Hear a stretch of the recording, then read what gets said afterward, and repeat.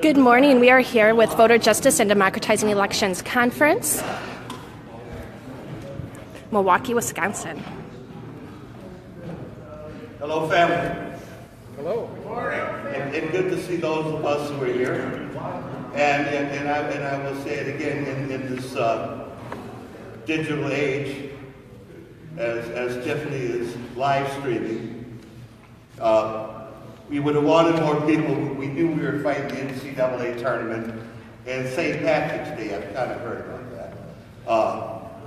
So yesterday we were live streamed on 4 Facebook pages, and I think that within the first hour and a half, on one, which was our page in terms of Count My Vote Wisconsin, there had been over 10,000 views, and 200 people were watching it. So, you know, there's a balance. As we get older, I love to bring in that other element in terms of organizing and communicating. And so we got good help there. This morning's agenda, you know, I just want to mention, most of us were here yesterday, but I do want to mention that this conference is put on by Count My Vote Wisconsin, and we'll hear from Pete Harris later on. Pete's a 3-term alder person from Racine.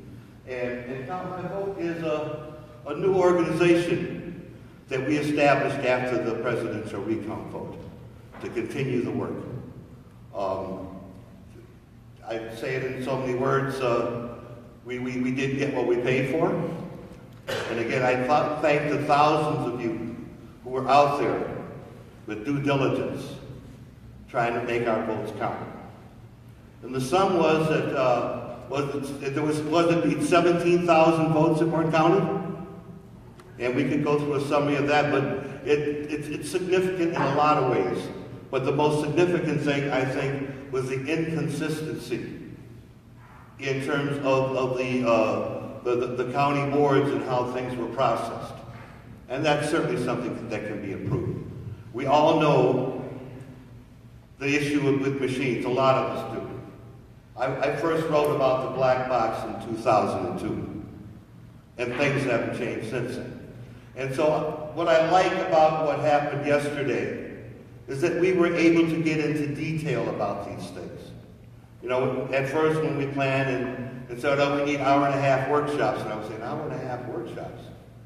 But that gave you the chance to get into it and bring in what you wanted to understand and reemphasize things.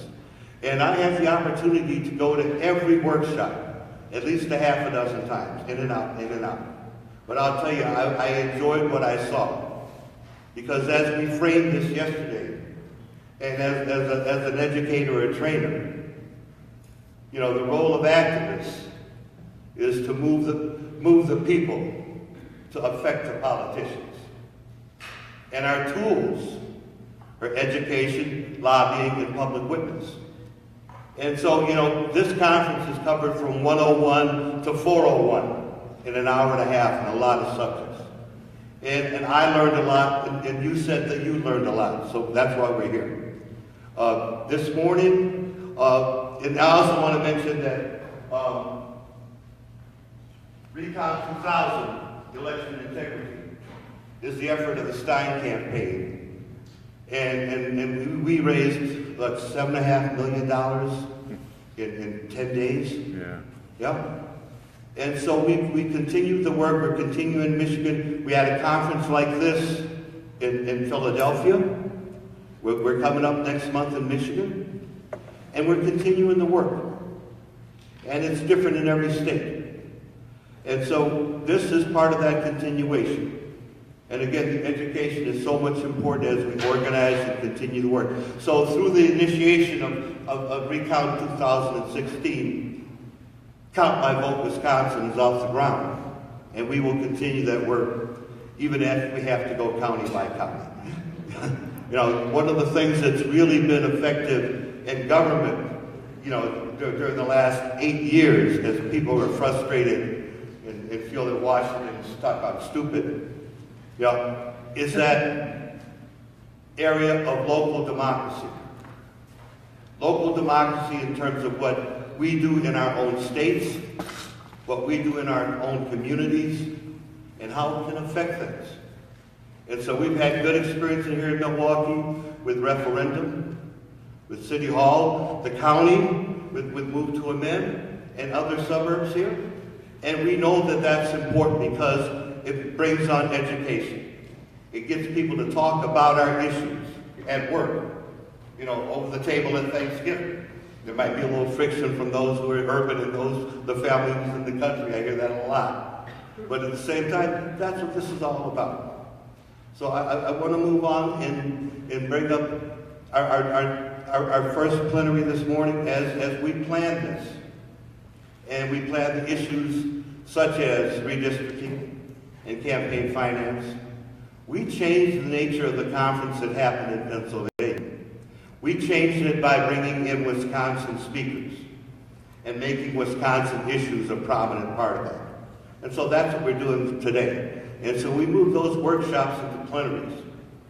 And we're fortunate enough to have, after this plenary, to have Mike McCabe from Blue Jean Nation. But at this moment, I'd like to present my friend, Wisconsin State Representative Fred Kessler, a senior lawmaker in Madison, and a champion as long as I've known him.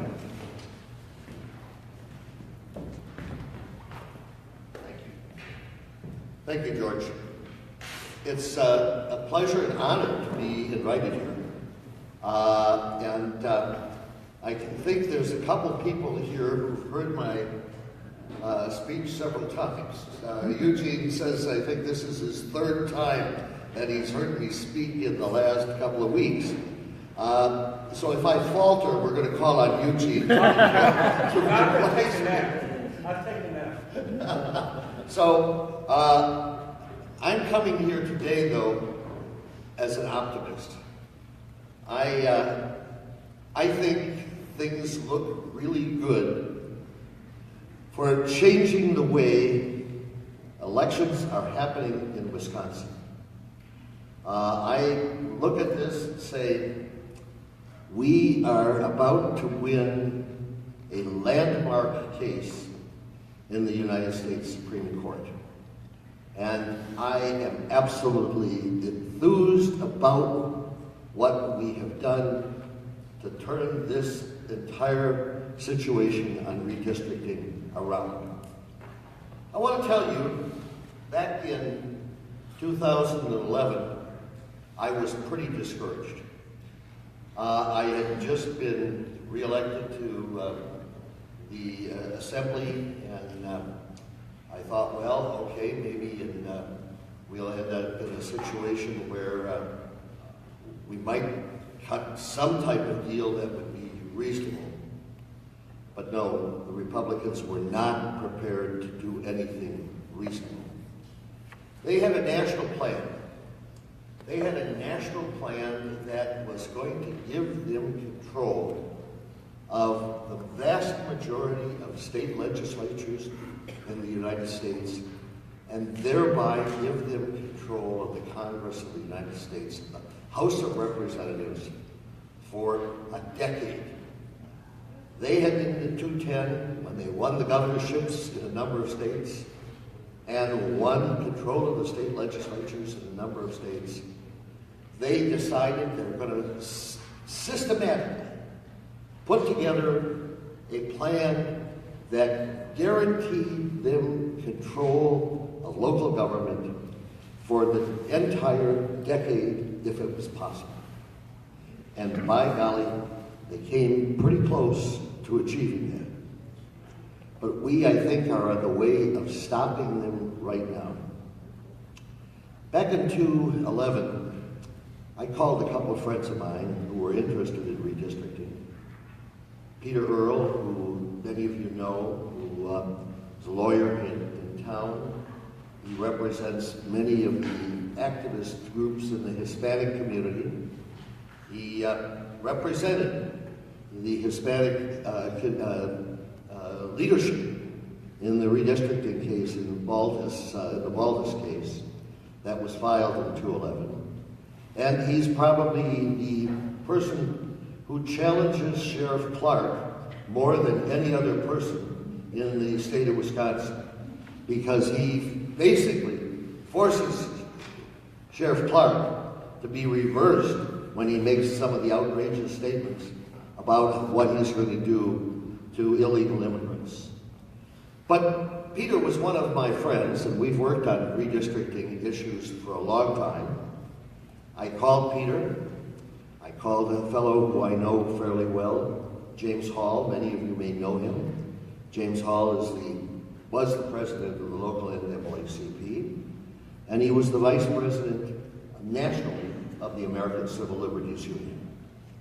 We called him. We called a fellow named Sachin Chetta, and we had a fourth person, or a fifth person in our group, who was a lawyer at Hawks Quindell. I'm going to mental block right now of the name, but you all know him. Rich Sachs. Rich Sachs was there. And we started meeting, and we said, we have to see what we can do about redistricting. Is there a way we can challenge this in court? Well, Rich Sachs said, you're wasting your time. And he dropped out, but he did instead take the League of Women Voters case on the voter ID, so he was doing good work, even though he dropped out of our efforts.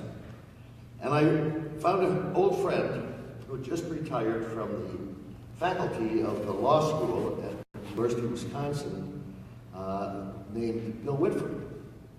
Bill Whitford was a professor in consumer law and was a nationally recognized professor in consumer law. He reached the mandatory retirement, and I said, Bill, have you ever been interested in redistricting? He said, yeah, I wrote some articles about it when I was an undergraduate. Well, Bill is my age, which is over 70.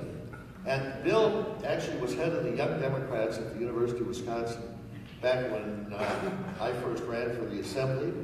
And he and Dave Obey came in and rang doorbells for me in my first campaign in 1960.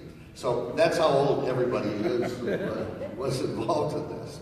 But Bill came here, and Bill had a national reputation. In fact, we sort of impressed some of the out-of-state lawyers who came and helped us in this case, because Temple University did a program on the works of Bill Whitford as a consumer advocate. And I said, he never taught at Temple University, but they did a program because of the significance of his work. And the principal speaker who said he inspired me to go on and do all the work that I've done was Elizabeth Warren. Mm-hmm. So he's a pretty good person to have on board. And so we brought him in, and 5 of us started meeting for a year and a half over at, we'd go to Watts's Tea Room. Many of you know Watts's Tea Room here in Milwaukee. I figured that if we had breakfast in Watts's Tea Room, nobody would ever come there to overhear us. And that was true. We were probably the only people who had breakfast in Watts's Tea Room. There were probably a couple of older ladies from River Hills and Fox Point, but they didn't know what we were saying anyway. So that was the extent of the planning. And we talked about what problems are we going to face if we wanted to challenge redistricting. What difficulties are we going to have? Well, the first problem that we knew we had was the Baldus case. A case was brought in Wisconsin in 2011. It was brought under a number of different theories, and including a theory about excessive partisanism. But all those cases, all those counts in this case, were never brought to fruition, and they were ultimately dismissed. The only issue that was resolved was the issue of fair representation for the Hispanic community. That was ultimately decided by a 3-judge panel in the Baldus case, and Peter Earle won the position that he had, that for a candidate of choice of the Hispanic community to be elected you had to have a district that was 70.5% Hispanic, because there's large numbers of people who are not citizens, and there's a lower median age. But that was the only issue that was decided. But we thought, well, are we blocked from doing that? And are we blocked from using Peter Earl, who was certainly the most experienced litigator that we had, to even bring a lawsuit? So we thought about this, we did some research, and we decided, no, we're not blocked because of the ruling in the Baldus case, because there was never a resolution on all the issues except the Hispanic community. And we were not blocked because Peter Earl was participating, because he had a different set of clients. So we thought, well, okay, what do you need to put a case like this together? Well, we said, you need a lot of money. You need to raise a lot of money to be able to bring a case of redistricting. You guys know how much it is costs to raise an issue, and we figured we needed several $100,000 to be able to do it. And we went to the Democratic Party, we went to all sorts of funders, and we said, would you be interested? They all said, no, we needed this money for the campaigns. You guys are chasing the wrong, barking up the wrong tree. This is not something that's going to be able to be resolved. But I have to tell you, I thought it was something that would be resolved, because there was a case about 25 years ago called Bandemer versus Davis. And Bandemer versus Davis came out of the state of Indiana. And in the Bandemer case, Justice Anthony Kennedy, one of the conservatives on the Supreme Court, said, I hate partisan redistricting. I just don't like it.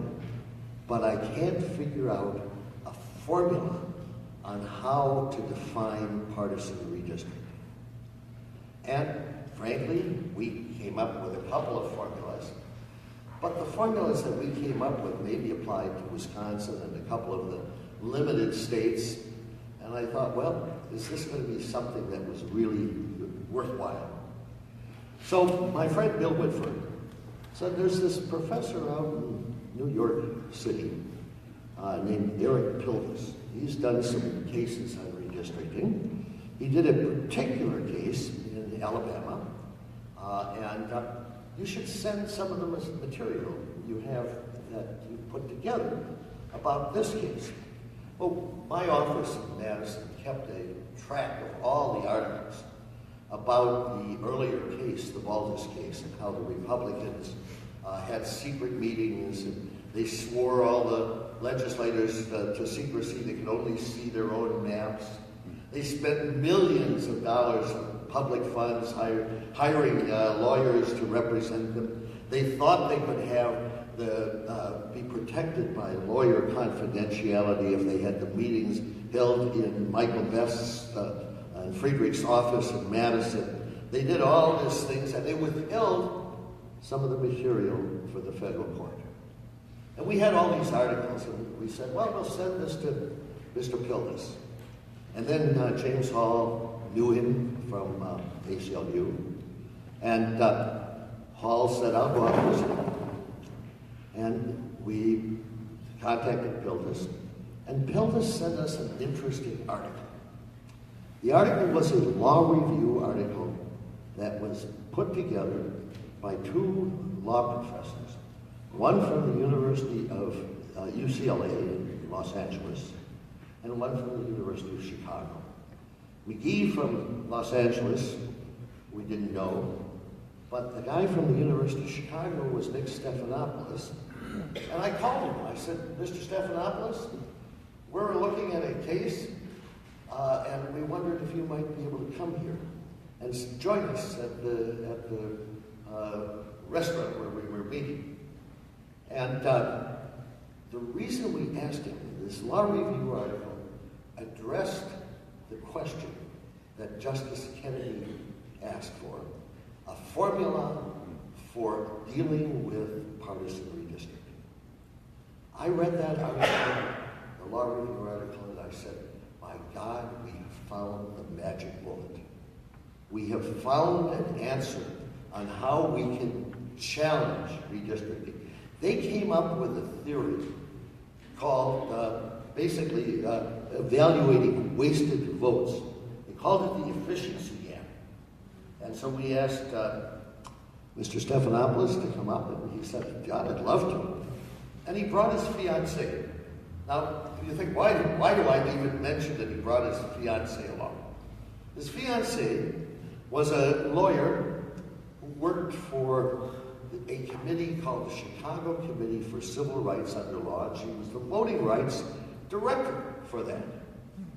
They both came up, they saw the articles that we had put together, they looked at what the case that we had, and his fiancée said, this is an incredible case. She said, I can raise some money for you. And we said, oh, this is pretty great. She says, I can probably get some foundations to give you some money. She came back up a couple of weeks later and had $100,000 raised for us on this case. Well, we got another $50,000 from the Brico Foundation here in Milwaukee, so suddenly we had $150,000. Well, when you have a case like this is expensive because you need to pay expert witnesses. And that was the biggest item of expense. But also, if you're thinking that you're going to take a case to the U.S. Supreme Court, you have to print so many different versions of your briefs and motions and everything like that. We knew this was pretty expensive. She also said, I can get you a free lawyer from one of the big Chicago law firms. So she goes and finds the firm of Meyer Brown. Now, Meyer Brown is bigger than Foley and Lardner in Milwaukee. Meyer Brown has 1,000 lawyers with offices all over the United States, and she found a woman who had been the clerk for Justice Stevens and the U.S. Supreme Court. And the woman said, God, I'd love to take this case. So Peter Earl, James Hall, and I, we all went down to Chicago, met with Michelle Ortizi, a partner at Meyer Brown, and she was absolutely enthusiastic about the case. So we said, well, okay, what do we do now? So Peter Earl said, we got to get some expert witnesses, and there's a guy at the University of Wisconsin named Frank Meyer, and Frank Meyer can evaluate all the redistricting done in similar situations in the United States during the 2011 post-census redistricting. So there were 41 states or 43 states. I keep thinking 43, but I heard the other day that was only 41. 41 states that had single-member districts for their lower house. So we took a look at the 41 districts and evaluated them under the efficiency gap as per what we thought would be our theory that we were going to influence Justice Kennedy. And we found that of the 41 states, Wisconsin was the most gerrymandered state of the 41 states for the single-member districts. We looked at that and said, my God, we've got some good evidence. But Peter said, no, we need another expert. So we hired another expert. That expert evaluated every single redistricting that was done from 1980 through 2011. 1970, since Baker versus Carr. He said, we've evaluated every one of those 800 redistrictings, and Wisconsin ranked 28th from the bottom of 800 as the most gerrymandered set in the United States. Well, we suddenly said, wow, we have a strong case. But then the question is, where do you file this? Well, I thought I'd love to take it before my dear friend Judge Edelman. I mean, you all know Judge Edelman. He's probably the best judge we have in the Eastern District. But there was also a guy named Rudolph Aranda who sat as a judge in the Eastern District. And we did not want to go before Rudolph Aranda. So we said, okay, well, we can't do it in the Eastern District. We'll do it in the Western District, where there are two judges who were appointed by Democrats and then a retired judge who was also a Democrat appointed. So we thought, okay, we'll at least have a better chance there. So we filed it in Madison in the Western District. And of course, it ended up before Barbara Crabb, who was a retired judge who was appointed by President Carter. When you have a case involving redistricting, these are particularly unique cases. These are one of the very few districts cases that don't have to go before the Court of Appeals. Redistricting cases go directly to the Supreme Court. If you appeal, you don't have to stop at the 7th Circuit or the 5th Circuit or wherever you do this. You go directly to the U.S. Supreme Court. So, okay, this sounds good. But there's always 3 judges appointed, and the chief judge in the 7th Circuit, Diane Wood, who's a good Democrat, appoints the other judges. So she appointed Bill Griesbach, a Bush appointee from Green Bay, and then she appointed Kenneth Ribble, a Reagan appointee from the state of Indiana, a retired judge. I thought, oh, geez, there goes our chance to win at the trial court. We're going to be stuck with a Reagan appointee who's probably an ideologue from way back. Boy, was I wrong. I couldn't believe it. I went to Edelman. I said, Lynn, they dealt us the wrong hand in the card game that we're doing here. We got the wrong cards. And he said, no, you didn't.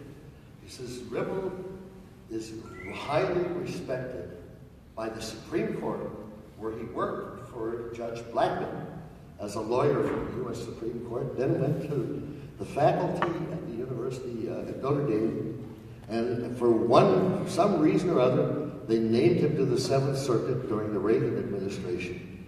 He's probably conservative, but he's pretty fair. So we ended up saying, okay, well, we have to take the gamble. Let's see if we can win this case. So we had a couple of other things that happened. We had this $150,000, and as the case started developing, we raised a little more money. We raised probably $250,000. And that enabled us to do one other thing. We were able to hire a former CIA agent who was able, and Peter Earle was smart enough to say to the 3-judge panel in the Valdez case before it was over, he said, I'd like to see if we could have a copy of the Republicans' hard drive that they used in the Valdez case. And the court said, of course you could get the hard drive in the Valdez case. That was something that you could use for evidence to depose and take a look at. Oh, when he got it back then, we didn't have the money to ever put anything together. But we ended up having this hard drive, and we had the CIA agent who reconstructed it. And I have to tell you, the evidence on that hard drive was the most devastating stuff that I ever saw. There's a couple of things that haven't even come out yet. I assume I shouldn't say that in front of the live audience, but I'll tell it anyway. They actually hacked my maps in Madison in my office, and we found that out. But we found out all sorts of other things. We found out, for instance, that when they put their plan together, They actually put 4 plans together. And then they did on their plans that the Republicans were considering to present to the legislature, they did a regression analysis on every plan. And the regression analysis said, if we adopt this plan and the Democrats win by 4%, how many seats will we get? If they win by 6%, how many seats will we get? If they by 8%, how many seats will we get? And then they evaluated their 4 plans, and they had a moderate plan, a not quite so moderate plan, a not quite so moderate plan, and a terrible plan. And the terrible plan is the one they picked. That plan was designed deliberately to make sure that the Democrats would not win a majority for an entire decade. And we looked at that and said, wow, these guys are crafty as you can be. So we had this evidence now before that we were there. And you know, when they presented the plan, I was in, of course, the legislature at that time. And they did a couple of other things as they put the plan together. They changed how the ward lines were put together.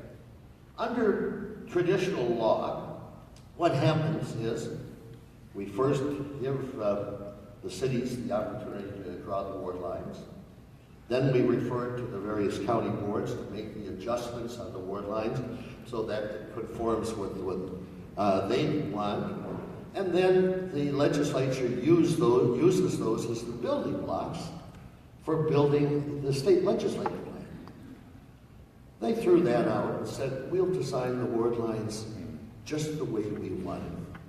And so what that did is that kept me, who was trying to draft amendments for the Republican plan, since they didn't announce they were doing the ward lines differently, there was no way I could draft an amendment that conformed with the new ward lines. So the first time I found the ward lines out was when they introduced the bill on a Tuesday.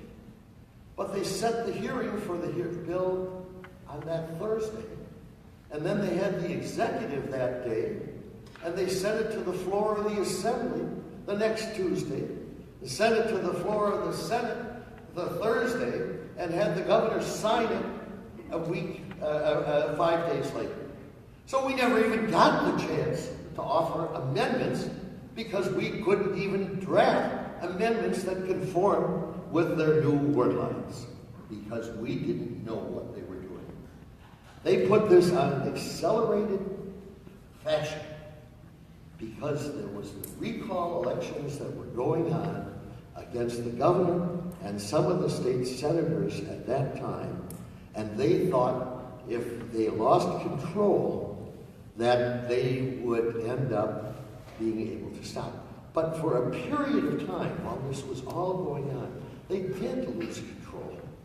And that's when my friend Senator Miller from Madison temporarily was the majority leader, and he looked at the Michael Best files because they were the clients of the Senate, not the clients of the Senate Republicans. This was taxpayers' money.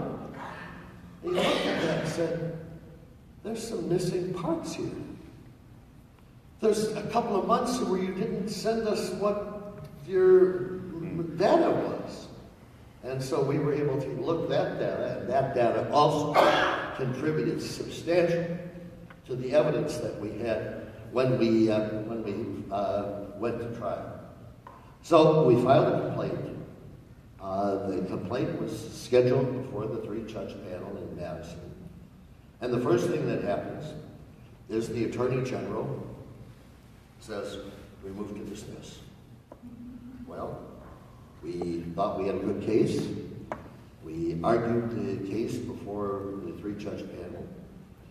And they unanimously voted to deny the motion to dismiss that the Attorney General made. Then the Attorney General made a motion for summary judgment. A summary judgment motion is looking at all the facts before you, can you win or can you not win in this case? Is there a sufficient argument that's made so that you can win the case? And again, the court unanimously decided that the case was going to go ahead. They denied the motion to do it. So earlier on in the case, I had written a letter to a couple of other lawyers that I knew who did redistricting, a guy named Jerry Hebert from Center for Campaign Legal Center. Asked him if he wanted to participate in the case. He never answered. But once we won that summary judgment motion, Jerry Hebert, who's probably tried 10 cases before the U.S. Supreme Court on voting rights and voting-based redistricting and race-based redistricting, wanted in this case so bad that he hired Stephanopoulos, his girlfriend, who was then his wife, and opened a Chicago office for his thing so that he could participate in the case. And he was a brilliant lawyer, and he is representing us. Center for Legal, Campaign Legal Center is representing us before the Supreme Court and brought in probably some of the heaviest legal minds that you could have representing us, including Paul Smith, who's the head of the American Constitutional Society. But we then had to set a trial date. We had a 5-day trial in Madison, and the evidence was just overwhelming. Our lawyers said, in order to succeed in this case, we had to show a couple of things. First, we had to show, was there a legitimate group of people who were denied their First Amendment rights and as applied by the 14th Amendment? In other words, were they denied their free speech rights by virtue of the way this law, the redistricting law, was adopted? And they said, yes, Democrats are people who vote Democratic are a protected group. And so therefore, you can proceed to see if there's sufficient evidence to prove that they were denied their rights.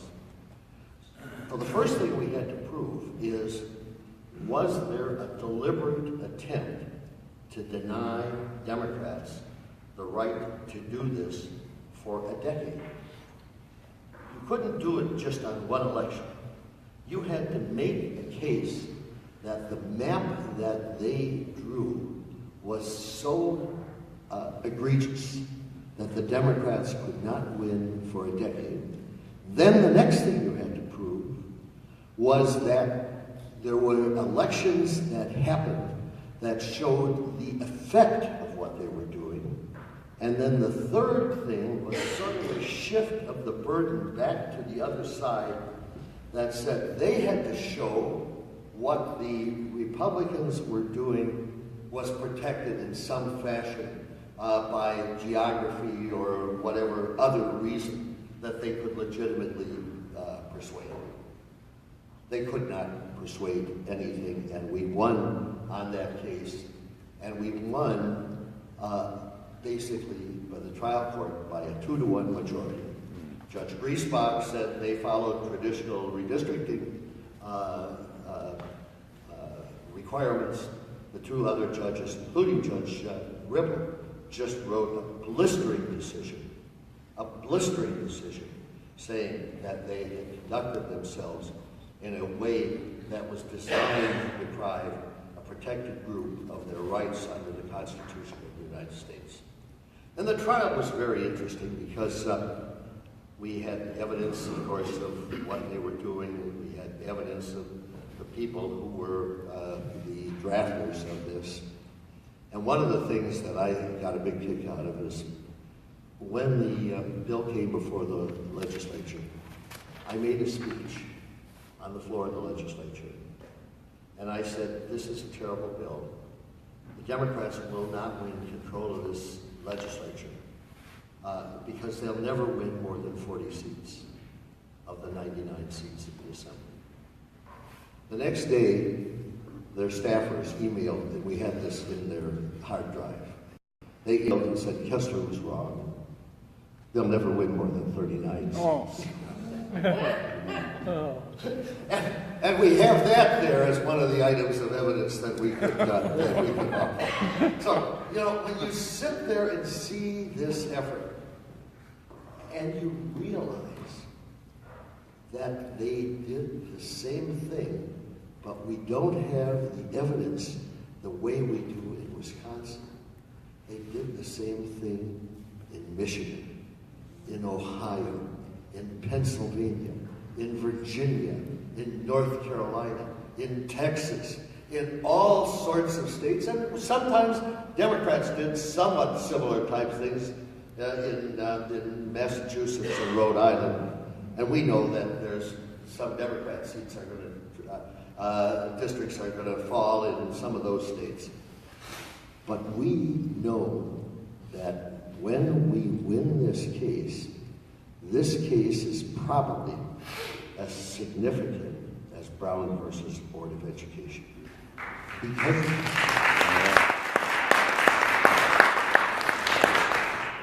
this is a case that preserves democracy. And we look at this and say, and by the way, am I talking too long, George? No. By the way, if anybody wanted to interrupt me, you should have been interrupting me a long time ago. But if anybody wants to interrupt me, you can. I'll answer any questions. But what makes this particularly interesting on this is the ramifications that this case has. When I see what's happening in redistricting cases that have occurred in the last year, I am as optimistic as I can. Last week, a 3-judge panel in Texas threw out a number of the districts in the state of Texas because they discriminated against Hispanics. In North Carolina, we saw them order new elections for about 20 seats in the state legislature in North Carolina because they discriminated against African Americans. In Virginia, we know that that same lawsuit, a similar lawsuit, is coming, and that it's actually been filed, and that they have had serious problems on sustaining their legislative map. And we know that lawsuits are coming in Michigan and some of the other states. But we also saw how the Supreme Court has voted. For instance, earlier, a year ago, there was a case involving the Arizona Redistricting Commission. Arizona passed a law, not by the legislature, but by a citizen initiative. And that citizen initiative established a commission that handled congressional and legislative redistricting. And the Republicans in Illinois, or in Arizona, said this is absolutely outrageous and is unconstitutional. And I frankly thought the Republicans were going to win, because the U.S. Constitution says the legislature shall determine how congressional districts shall be decided and allocated. I thought that's pretty clear. How in the world can Arizona expect to win when that language is so clear? Well, the Supreme Court sustained the Arizona Redistricting Commission by a vote of 6-3. We ended up having Justice Kennedy voting with the progressives and the Chief Justice voting with the progressives. 6-3. The only 3 conservatives were there: Scalia, Alito, and whatever the other guy's name is, who I don't want to mention. Well, my African-American friends disown. You know, we are aware of his strong feelings on that. But we won on that. Shortly thereafter, there was another case called Abbott versus Evenwell in Texas. And Texas said, we don't think redistricting should count population. We think it should count citizens. And they thought that they could deprive Hispanics of representation because so many of them are not yet citizens. And I thought, well, what is the Supreme Court going to do? They voted 6-3 against Abbott versus Evenwell. And then in North Carolina, we had the Chief Justice join us along with Kennedy, and we won 6-3. And we're starting to look like we're going to win probably 6-2 if this case comes up before Gorsuch is confirmed. And that's what we're hoping. But even if it does, we think the Chief Justice has understood that if you don't have fair redistricting, democracy doesn't work. And that's why we think we have a pretty good chance of winning at the Supreme Court level. So we are now on the way to the Supreme Court. The three-judge panel in Wisconsin said the map that the legislature has adopted is unconstitutional on its face. Now, we don't know exactly what that means because we only filed about the assembly races. But the Wisconsin Constitution says each Senate district shall be consisting of 3 assembly districts. So we assume that puts the Senate districts in pretty bad shape too. And then we raise the question of, if you're a state senator and you were just elected to a 4-year term in 16, and the court has ruled that the map that was elected you was unconstitutional, does that mean the entire Senate has to be elected again in 18? And yes, the next question is, he's going to ask me, and I can tell his hand is up there, and he's going to say... No, somebody else is... No, not you. It's right behind you. Right behind you. He's going to ask me, he said, if the legislature passed some laws, and the legislature was unconstitutionally put together, are those laws valid? And that isn't the question either, but then I don't have to answer it. My question is, I've gone to Senator Cullen and Senator Schultz's listening sessions, and they're very concerned, both of them, one a Republican, one a Democrat, and they put out a redistrict state that I believe all but 3 of the districts would be within a 3% margin. My question is, anytime you leave anything up to elected officials, they're going to lean to their way of thinking. So why can't we take it out of that? Because in my opinion, like people that live in the same area, have the same concerns, should be in the same district. So, I'm going to answer your question a little bit ahead. That last statement you made is inappropriate. If we ended up having like people in the same district, you will end up having what we have right now. Yeah. Where you end up having all the rich people in the suburbs living in one district and all the poor people in the city living in the other district. And what we're trying to do, we want to make sure that those of us who put this suit together want to make sure that people live in competitive districts. And what's happened is, once you have all the Republicans in Brookfield, because they're all the rich people, all that matters is the Republican primary. And the same thing happens in the Democratic side, in the heavy Democratic districts. All that matters is the Democratic primary. And you usually end up having people who don't compromise. Now, I'm one of those hardliners, liberal Democrats, who don't like to compromise. But I also know for democracy's sake, you have to have an ability to have people who have to, give me 10 more minutes? Oh my God. And then we'll give you the... Oh my God, the hook is already there. Okay.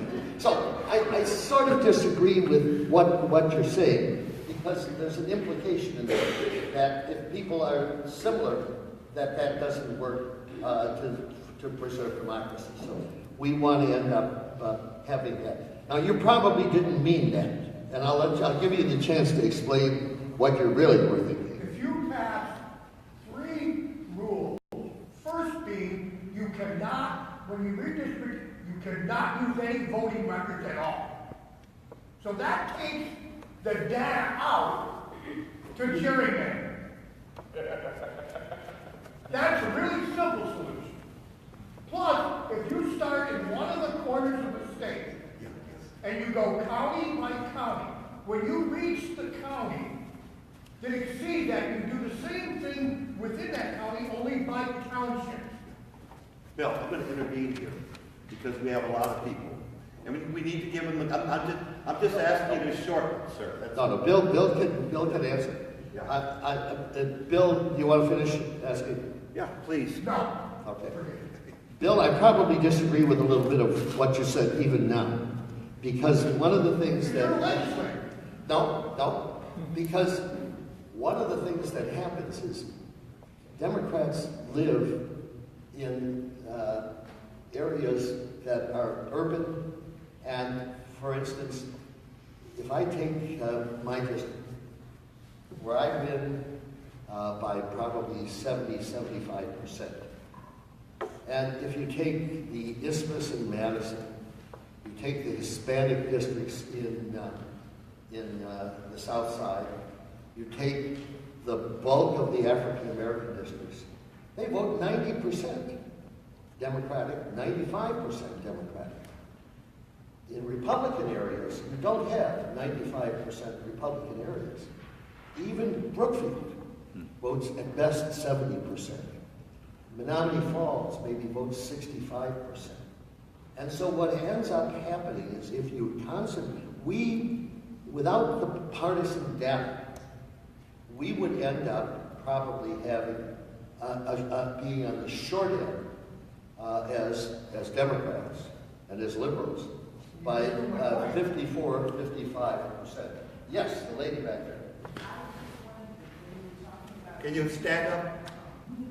All right, since you phrased this in the context of the partisanship within a two-party system, it sounds like that same formula could be applicable if you're trying to have emerging third parties or any other minor party, as they like to call it, that if it's designed where it's only going to be controlled by one party, then this particular principle that you're about to set is not just going to be beneficial. I hear what you're saying, and I understand that.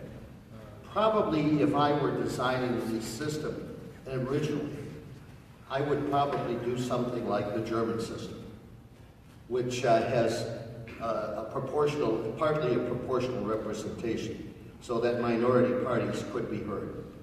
But we're not going to change that in the United States. That, unfortunately, is ingrained at this point in the U.S. But there are other states that have, other countries that have put together probably better systems that do that. Yes?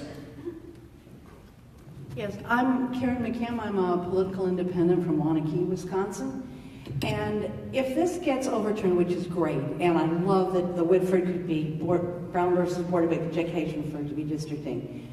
The problem is we're still going to have the same redistricting process in place.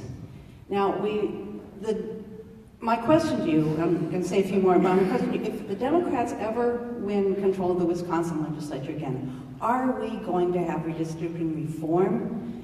Because there's We can't just keep taking a partisan process and coming up with partisan redistricting and running through the courts again. And when the Democrats had the opportunity to reform redistricting, they didn't do it.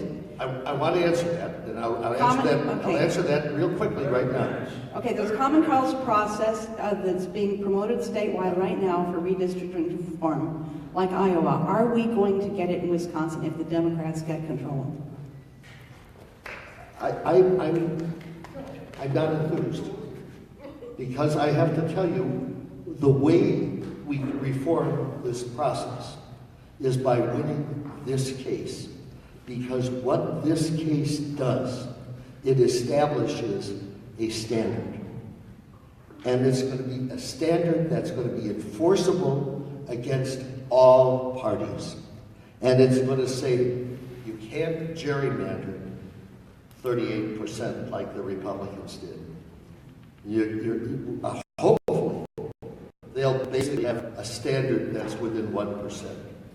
And if we have a standard like that, it doesn't matter who drafts the bill and who drafts the law. It's challengeable and enforceable to have that standard. And that's what we are trying to establish here. A standard that says partisan redistricting is illegal and against the law. And that's what this whole case is about. And whether it's done by a commission, whether it's done by the people in the Legislative Service Bureau, like it is in Iowa, or whether it's done by the legislature, that standard is what's going to control. And so from my point of view, what I am trying to do is establish the standard, and that's it. And any other... One more question. One more question. Okay. The problem with this case, with all due respect, thank you for your presentation,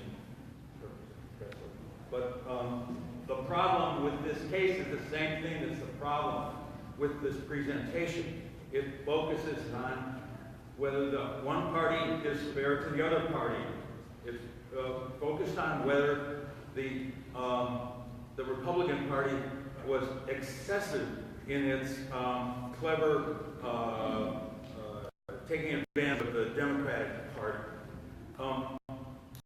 The limitation of this case means it's not really going to be important for protecting democracy, which is government that's self-buying for the people, in which the legislators are supposed to represent the people.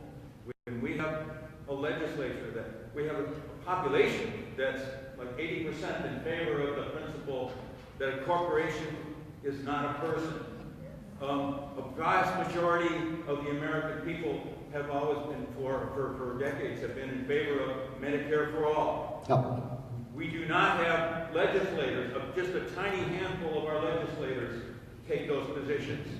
The problem with this case is that it is phrased as an issue. It leaves out the importance of the constitutional rights of the people to equal representation.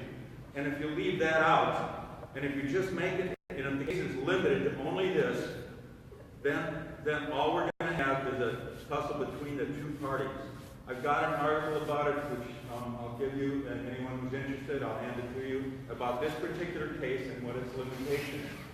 We need a friend of the public brief to change the focus on this. We need the Supreme Court to be able to actually consider our... Thank you, Clyde. What's your question? What is there a question there? Because we need I really to don't have a question. I'm trying to tell people something else. Fred had a long Thank time you. to talk about some famous people. Yeah, thank you, sir. Okay. Thank you. And so on, even said All right. Anything else? No, we're at time. What is the name of the case? Whitford versus Gill. Whitford versus Gill. And every document is on the internet. So you can look at the complaint, you can look at the case that's pending right now before the U.S. Supreme Court, including all the orders. Again, thank you. Can you just answer real quick with the laws if the legislature is unconstitutional? Are the laws that the Republicans passed valid then? Because you asked it, and you never finished that. I just want to finish hearing that. That is a very interesting question. I have to tell you, I mean, I would say that's going to be litigated if we win, because if the Supreme Court affirms that this is unconstitutional, then I think people are going to litigate that again. Thank you again for giving me the privilege to come here.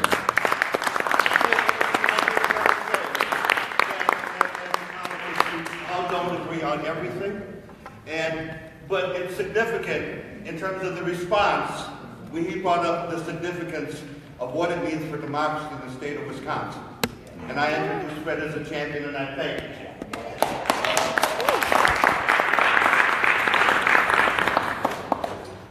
You know, as we work, and we work in our circles, and when I first got into politics, one of the precepts that was shared with me was the line of follow the money. Yeah. Follow the money. And I'll tell you, our next speaker is a friend and someone who I've always understood to lead in that area. And I don't read often, but I want to read here to be very specific, because as we get into this, and how often you look at a bio of someone you've known for 20 years and say, wow. So I want to share this with you about Mike McCabe.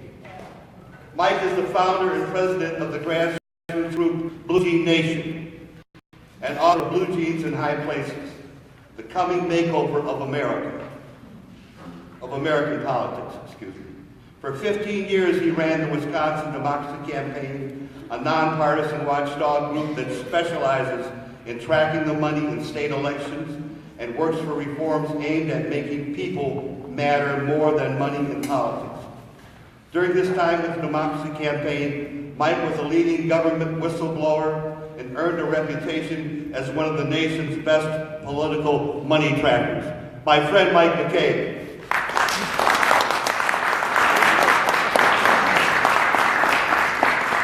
In his blue jeans.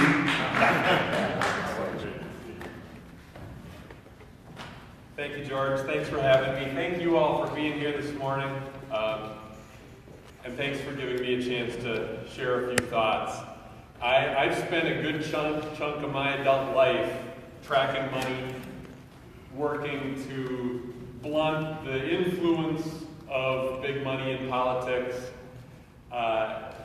working for campaign finance reform, working for redistricting reform, working for a number of other kinds of core democracy reforms aimed at getting people, regular people, in the driver's seat of our government once again. And I've tried an awful lot of strategies. I've taken an awful lot of paths over the course of much of my adult life. I have worked for reforms that aim at addressing the supply of political money, either by trying to limit or restrict the flow of big campaign donations to candidates for office, or by promoting the idea of public financing of elections so that candidates for office could depend on public financing rather than having to get all these massive private donations. I have worked for reforms trying to address the demand for political money. And of course, the big driving force behind the campaign arms race that we see in recent years is TV. And so I've worked for things like free airtime for candidates, getting people the opportunity to get their message to the people, to the voters, without having to take out a second mortgage on their soul, and addressing the cost of the airtime that candidates for office depend on to get their word out to the voters. So whether you approach this from the supply side or from the demand side or a combination of both, the goal in the end is to create a more robust democracy, to create an opportunity for more people to be able to plausibly and competitively run for office, to put themselves out there and offer themselves up as elected representatives of the people, and giving people the means to do that at a time when so many citizens have been priced out of the political marketplace, when so many citizens don't think that they can plausibly run for most offices out there. And they've got reason to believe that. Because I look out here and I see a touch of gray in the room, here and there. And so there are people in this room who remember that Wisconsin was once a place where it was possible for somebody to run not for the state assembly or the state senate, but for statewide office. And do it for $300. In fact, Bill Proxmire's last run for the United States Senate, he spent a grand total of $145.10 on his entire statewide campaign. And he won in a landslide, just as he had won for 30 years. His biggest expense was for postage to send back any campaign donations that people sent him.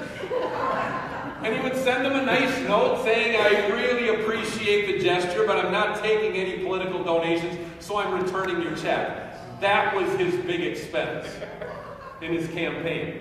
And there are a number of people here in this room who probably met Bill Proxmire, who remember voting for Bill Proxmire. It's not that terribly long ago.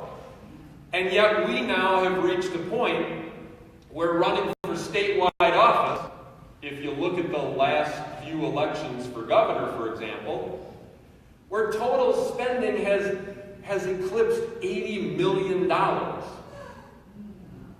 We've gone from a time where it was possible to run successfully for statewide office for no more than $300, because none of Bill Proxmire's campaigns went over the $300 mark, to a point where now you need tens of millions of dollars to be seen as a plausible and competitive candidate for a statewide office, and where total spending has actually surpassed $80 million. Why? Well, there's a lot of reasons, but the big one, of course, can be summed up in one word. It can be boiled down to 2 letters. It's TV. That's the big expense of all. The biggest expense when it comes to running these high-priced statewide campaigns is the cost of television advertising. So I've tried to go down any number of paths, looking to see if we can't address the supply of political money and create a better way of supplying candidates for office with the money to run for office without compromising themselves ethically the way that they are today. I've tried to address it by looking at the demand for political money, things like free airtime. I have joined with groups like United to Amend, and Blue Jean Nation is working in partnership now with United to Amend and the Wisconsin Grassroots Network. And one of the things, of course, that we're trying to do is getting votes all across this state, and indeed all across the country, to give voters the opportunity to go on record saying whether they think there should be a 28th Amendment to the Constitution, to say loud and clear that money is not speech and corporations are not people with rights as citizens, and that building protections into the law for citizens to guard against the corruption of our government is not an unconstitutional act. And everywhere I go, I get an opportunity to go out to these local communities, and sometimes it's a small town like Delavan, or it's a place like Waukesha or Wauwatosa. It's in what is known as Red, Wisconsin, and sometimes it's in a larger town or a city. It's Eau Claire or it's Green Bay, or it's a place where much of our state's population lives. Everywhere these votes have been taken, even in the most Republican strongholds, supermajorities of voters have said, yes, we should amend the Constitution. We should say money is not speech and corporations are not people. And public offices are not commodities to be auctioned off to the highest bidder. Yes, we should say that. And we should build that into our Constitution. And despite that loud and clear message from the citizenry in Republican places and in Democratic strongholds and in places that can go either way, where 65 and 70 and sometimes 80% of the voters say, yeah, we should amend the Constitution in this way, one of the things you still run into, even among progressives, is that, well, it's not practical to amend the Constitution. That doesn't seem achievable. That doesn't seem doable. And I guess all I would say is, I would remind people, the Constitution has been amended 27 times before. To say that it's not possible to amend the Constitution is to ignore the fact that it's been done 27 times. And what it requires, of course, is a national consensus. A consensus that goes beyond one party's boundaries. It has to have broad appeal. There has to be that national consensus. And of course, it's our job as citizens to build that national consensus. And that's what all those votes in all those communities is about, is establishing that there is a growing national consensus, that we need to deal with this crisis, that we need to amend the Constitution for its 28th time. So, I just encourage you to not be overwhelmed by or intimidated by the substantial obstacles we face. And I know those obstacles well, because when you try to engage in legislative advocacy and convince elected officials that they really should address the supply of political money or the demand for political money, that they should create laws that protect the public and protect our democracy from corruption, you do run into an awful lot of brick walls. I've gotten a face full of brick year after year after year after year. And yes, if you go the route of a constitutional amendment, that is a long and arduous path. It ain't easy to amend the Constitution, and it shouldn't be easy to amend the Constitution. It only should be amended when there is a broad national consensus, and one is emerging on this subject. So we have to pursue every imaginable path. We have to knock on every door possible. We have to pursue legislative solutions, and yes, we have to contemplate constitutional solutions to the crisis that we face. I'm committed to walking all of those paths for as long as it takes, because our democracy depends on it. Having a democracy, having a functioning, plausible democracy depends on that. But I do want to plant a couple of other seeds. A couple of other things that we as citizens need to think about. And one of those things has to do with something that I've encountered, especially in classrooms. I know that probably some of you have said during your time here at this conference, where are all the young people? Where are all the millennials? It's gray in this room. I hear that everywhere I go if I ever talk to a room that has a touch of gray in it. And what I tell people is always the same thing. Stop worrying about that. If you want to talk to millennials, you got to go where they hang out. They're not going to come to you. You got to go to them. They don't really want to go to an old people's event. They want to be with their own kind. And so if you want to talk to young people, go where the young people are. And I do get a lot of opportunities to talk to kids on college campuses, in high school classrooms, all kinds of other locales. And one of the things I always ask them, and I probably shouldn't do this, but I do. I look at these kids and I say, now just imagine for a moment that you're an elected official. And I come to you and I take a roll of $50 bills and I put it in a brown paper bag. And I sit down across from your desk and I slide that brown paper bag under the table. And I ask you to do me a favor. And I wink and you nod after taking that brown paper bag. What I've just done is commit a felony.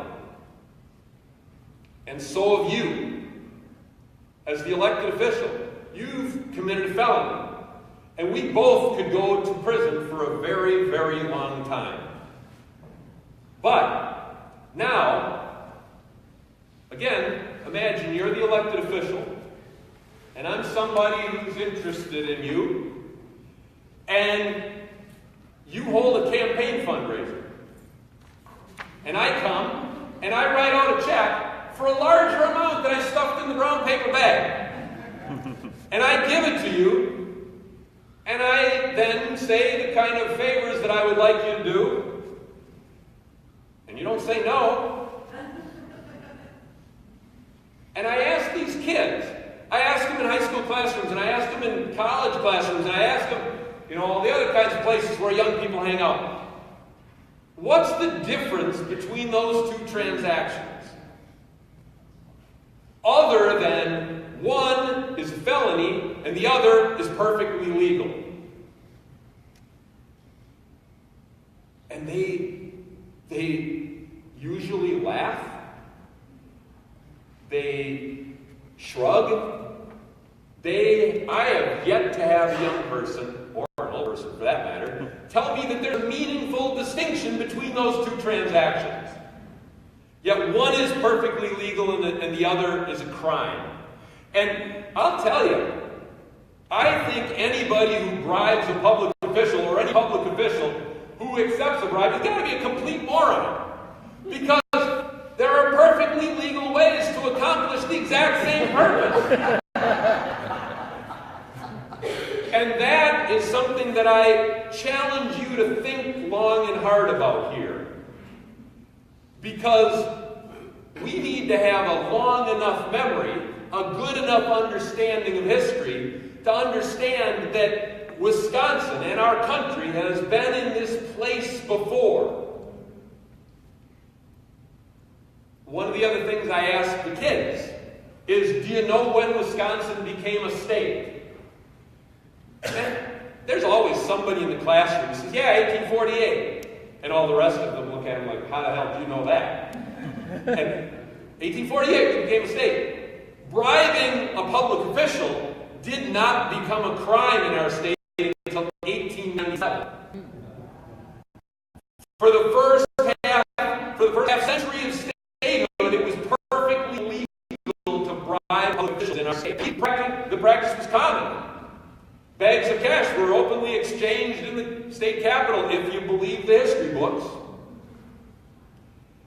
And it wasn't until 1897 that those transactions, those crooked, corrupt transactions, were deemed a crime and were outlawed in our state. And what I would argue to you is that we have come back full circle. And we have now come to a point where bribery has become effectively legal again. And of course, the kind of transactions that were addressed in 1897 remain a crime. That 1897 law remains on the books. And still, if I stuff that wad of $50 bills in a brown paper and I put it under the table and I wink and the recipient nods, that is a felony. But of course, now that legalized bribery that has revisited us and it was legalized bribery for a half a century in Wisconsin. Now what's revisited us, it's known as campaign contributions. And I can legally go to a campaign fundraiser and write out a check much larger than what I stuffed in the brown paper bag, and I can hand that money over and I can make it well known what I want, and I can get it. I can actually get it. You can document that I receive what I want. I get the vote of those elected officials, and they give me what I want, and that's not a crime. And maybe, just maybe, we need to start thinking long and hard about recriminalizing bribery in our state. Maybe we got to take a look at the bribery statute. A careful look at the bribery statute and say, well, how does this work today in the 21st century? How do these transactions work today? And maybe look at making adjustments that build protections back into the law against the crooked acts of corruption that once poisoned our democracy until the progressive movement outlawed bribery in their time, their kind of bribery in their time, and think about what happened once they did that. Once bribery was outlawed in Wisconsin, you had a wave of reform on all kinds of other subjects. Child labor laws were enacted here. The nation's first system of workers' compensation was enacted here to protect workers injured in the workplace. And you had railroad regulation and insurance reform, and the nation's first state life insurance program enacted here in Wisconsin, within years of bribery being outlawed. And you had the nation's first vocational, technical, and adult education system created here. And you had the nation's first system of progressive taxation. The first system of taxation based on the ability to pay, enacted here in Wisconsin, years after bribery was outlawed. Why did all those reforms get passed? I would argue it was because the elected officials were free to enact them. They were free of the legal bribery that had them bound by the timber barons and the railroad barons and the crooks of the late 1800s, the 19th century robber barons. And once they were liberated from that, they acted in the public interest. And they passed breathtaking reforms on every imaginable issue because they were suddenly free to represent the public. And we're now at a point where it's plain as day to your average citizen that they're not working for us. They're working for a privileged few at our expense. And that's what your average person out there believes, and they got damn good reason to believe it. And so I think we've got to fundamentally look at this as a re-emergence of legal bribery. And we need to think about legal remedies to that re-emergence. We need to think outside the box a little bit. And speaking of thinking outside the box, this is where I want to leave you. I've tried every imaginable strategy I can think of to get elected officials to address the supply of money, the demand for money, all these things. But I think one of the things that's going to have to happen here is we're going to have to come to understand that they don't want to change anything because that system is working really well for them. So, we're not going to get them to change a crooked system until they are effectively, practically, successfully challenged in elections. We're going to have to figure out creative ways to mount campaigns that can beat them before the laws are changed. We're going to have to figure out ways to succeed electorally under a crooked system. And it was fascinating to me that in 2016 we saw these wonderful examples of a possible blueprint presented to us at the nation's highest, the biggest political stage of all. I've always been told by people everywhere I go, well, you know, trying to think about a Bill Proxmire type campaign or an alternative way of running for office, that might work at the community level, at the local level, but it'll never work in state elections, and it certainly won't work in national elections. And then here you are in 2016 in the biggest national election you can think of, and you've got on one side a candidate who was outspent by all of his rivals, was opposed by his entire party establishment, was opposed by the vast propaganda machine that is arrayed around that party's interests, and none of them could stop him. He had less money, and he had no establishment's backing, and they couldn't stop him.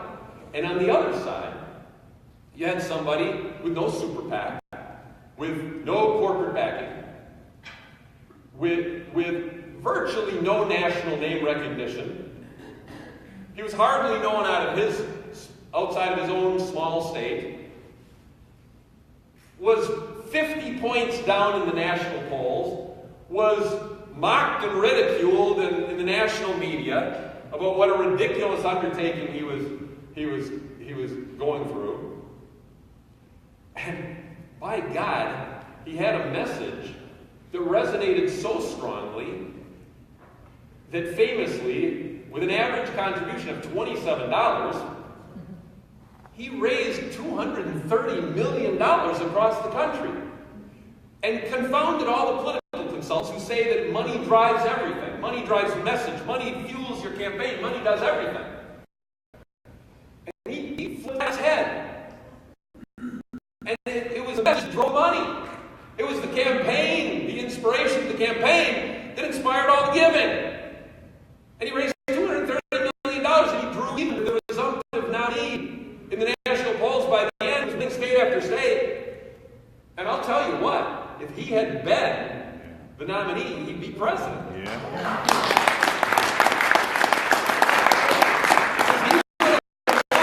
The places where the party's nominee won, but he also, I think, he would have won where she lost by a cumulative total of 70,000 votes. And he would have inspired more millennial turnout. He would have won over some of those white working class voters who didn't vote for the Democratic Party nominee. They would have voted for him, and he would have made up that 70,000 vote total, that gap. And he would have won, and he won 71 out of 72 states here. He won more votes in the primary than either Donald Trump or Hillary Clinton did. He would have won Wisconsin, he would have won Michigan, he would have won Pennsylvania, and he'd be president today. And think about the model of his campaign. It was the reverse of what all the political consultants tell you have to do. They all tell you got to spend all your time dialing for dollars. You got to spend all your time raising money. Money is everything. Money's the only thing. And he went out there with an inspiring message, and $230 million appeared. People need to think creatively about how to replicate that at the local level, at the state level, in campaigns for other offices, because a couple of somebodies showed that it could be done even on the national stage. That's an interesting development, and it's a sign of the times here. Something is brewing out there that we need to be creative enough to capitalize on. And keep in mind, okay, I'll go down one step on the ladder. A race for Congress. The House Republican leader from the state of Virginia had millions of dollars in the bank and was the darling of K Street and Capitol Hill. And he was beaten in a primary by somebody who had something like $11,000, who now is a member of Congress. I'm not saying that you can win elections spending what Bill Proxmire spent. What I am saying today is that there are these interesting illustrations out there from the highest national stage on down of people who are subverting this system, figuring out ways to win without following the blueprint of the political consulting class. And that's something that we all need to think about and then put to work for us right here in Wisconsin, starting right here in Wisconsin.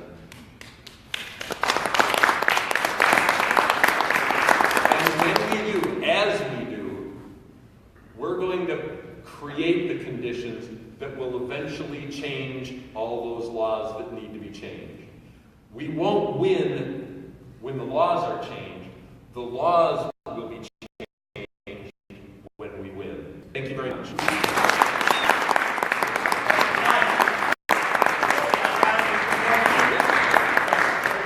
Let's be brief with the questions. Yes, sir. Bill. So, Mike, when are you going to get off? And when are you going to put your talk in action? And show us, be a leader, and show us how to win the governorship by doing exactly what you say.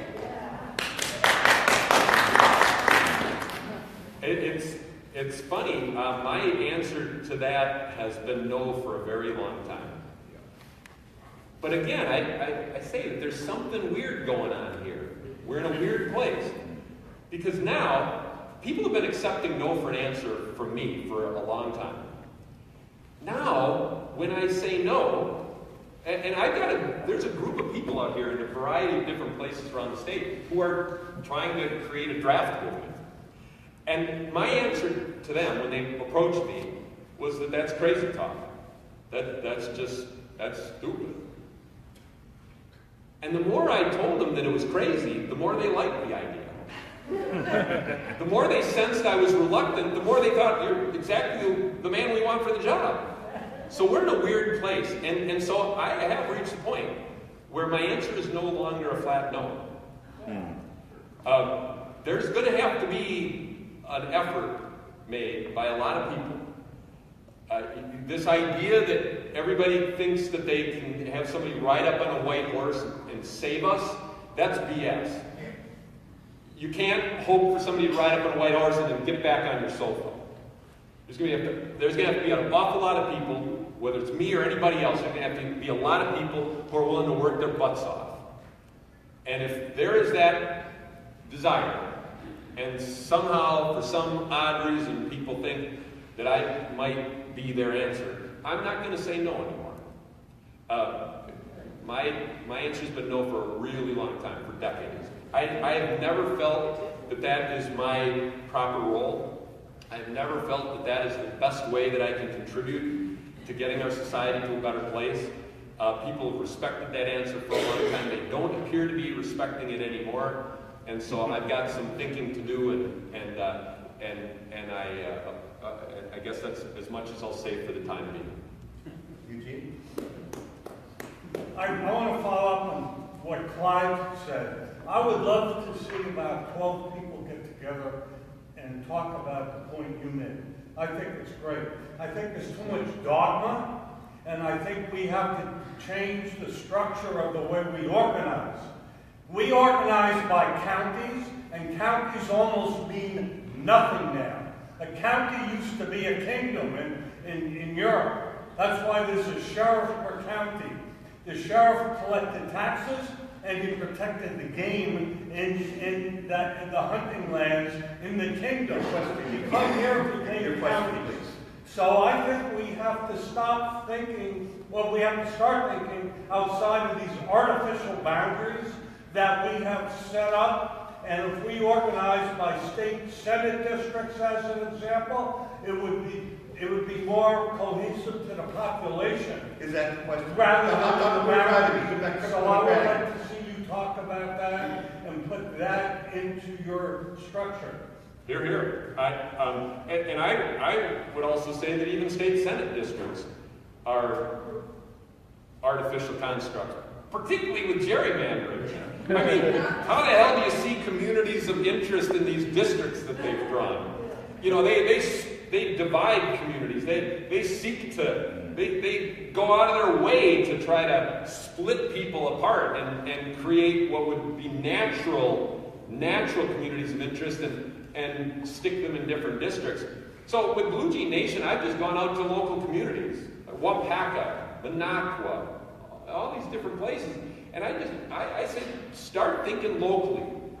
Put your heads together with people who live in your own backyard, who think about the problems that you face every day because they're facing those problems too, and start your organization there. Start it locally and build from there. And then if you can start to knit together some of those community uprisings, then you got something. But, you know, I got invited to go up and speak in Menominee, in Dunn County, for example. And people got all stirred up after I spoke and said, we're going to start a Blue Jean Nation chapter. And I said, you know, you can call it Blue Jean Nation if you want, but you should call it whatever resonates in your community. And they started thinking about it, and they ended up creating something in Dunn County called Community Conversations. And they set out to just start community conversations. They asked the local paper, the Dunn County News, if they could have a weekly column to raise issues of local concern, and they got one from the local paper. And then they started holding forums and inviting people to come and just think out loud about the problems that face Dunn County and how they can make Dunn County a better place. And now it's evolved to the point where this little undertaking is now being used to actively identify and recruit and then support people running for local office. They want to fill those local offices in Dunn County with people who've been on this journey with them and thinking the way they're thinking. And the person who was really the band leader up there, a woman named Lorene Vetter, she said, you know, I kind of feel bad we didn't call it Blue Jean something because you were really the inspiration. And I said, Lorene, nothing could make me happier than to see people in Dunn County having community conversations that they wanted to have.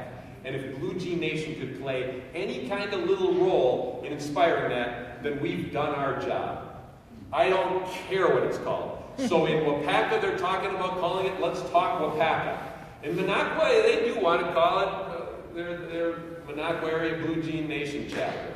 I don't care what they call it, and I don't care where they start, but to me, start where you got something in common with people in your own community and go from there. Okay, it seems to me that we've got organizations all over the place. Are you asking us really to organize? We're organized. Or are you asking us to run for office? I really am asking people to consider doing three things that have made people really uncomfortable in recent decades. I'm asking people to consider seeking to infiltrate a major party. And a lot of people don't want anything to do with that. They would rather be boiled in hot oil. I'm saying, look, we've got two major parties in control of our fate. People need to join one of those major parties, infiltrate them, and influence them. Steer them in a better, more positive direction. I'm asking people to think about running for office. And, Debbie Fairbanks ran for the New Glarus School Board after hearing me speak. And she got elected to the New Glarus School Board. She couldn't believe it. And she said, you told me that I needed to get outside my comfort zone, and I am way outside my comfort zone. And I think a lot of people, for them, it's way outside their comfort zone to think about running for office. But that's exactly what I'm asking people to do. And I'm asking people to talk neighbor to neighbor. And yeah, there's lots of groups to join, and there are even statewide groups or national groups to join. But what we've gotten bad at is talking to our own damn neighbors, especially if they don't happen to see eye to eye with us. And so many of us stay in our living rooms. And I'm saying, go out and talk to people. And yeah, I don't care what all groups you belong to, but talk to neighbors who may not agree with you. And these are three things that people have grown really uncomfortable with. And I think the reason is because the major parties and the career politicians have treated all of us as ATMs for such a long time. They only ask us for money. And I think as a result, the muscles of citizenship have atrophied.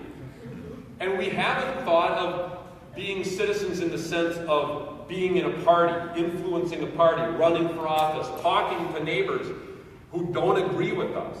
And so I grew up on a dairy farm, and now I've got all these people in urban areas saying, how do we reach out to these rural folks?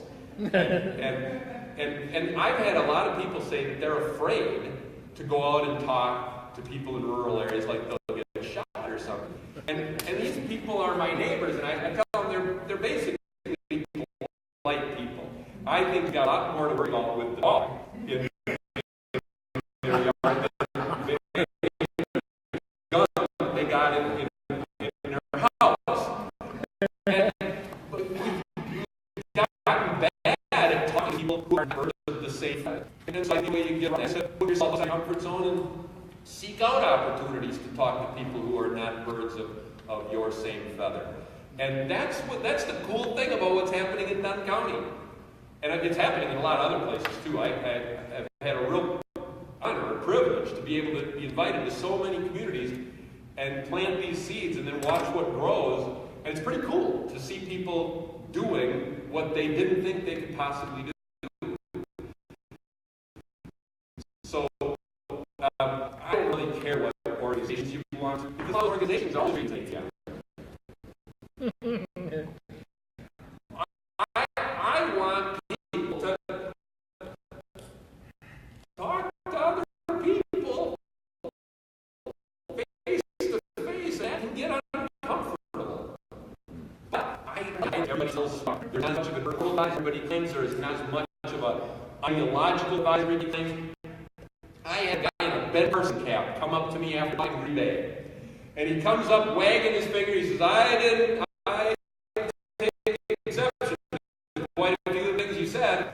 And I said, I'm right, and it's okay. And we went on to have about a half-hour conversation after pretty much everybody else left.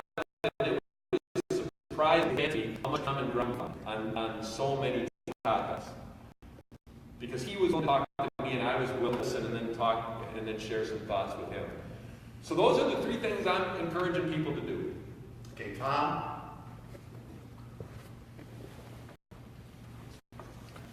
So to play devil's advocate with respect to the Citizens United and so forth, I've heard a couple progressives, and I'm very confused by this, but they say, well, yeah, money is free speech, and don't worry about it. Just, unions can spend money. Can you take that position? You probably have dealt rhetorically with that argument. Many times. And then, so at least take that position so I can understand it and then attack it. And then the other thing is, okay, so let's say we succeed. There's all kinds of workarounds that the corporations can use. They can publish. How do we deal with all the shadow organizations they can set up to publicize their positions? They can still buy media and so forth. So those are the two things. Well, I guess to address it on a real fundamental level, one of the things that I would say is that read the First Amendment. It's only 45 words long. It grants us 5 basic and very precious freedoms. They packed a lot into 45 words, got us 5 different freedoms out of the deal. The word money does not appear among those 45 words. And neither does the word corporation. As a matter of fact, you can read the entire Constitution from the very first word of the preamble to the very last word of the 27th Amendment, and you will never encounter the word corporation. So from that basic level, the idea that money is speech was a judicial invention dating back to 1976. In Buckley versus Vallejo, that's the court ruling that basically gave us the money is speech doctrine. The First Amendment was 185 years old by that time. So there had never been this legal understanding that those 45 words meant money is speech until that judicial invention of 1976. So especially for those people on the more conservative side of the equation who like to consider themselves originalists or have a real fidelity to the true original meaning of the Constitution, whether they're originalists or whatever they call themselves, that's an argument to throw at them. The long-time understanding in this country was that those 45 words meant one thing, and then in more recent years, those 45 words have been defined a bunch of different ways. The word money doesn't appear there. The word corporation doesn't appear there.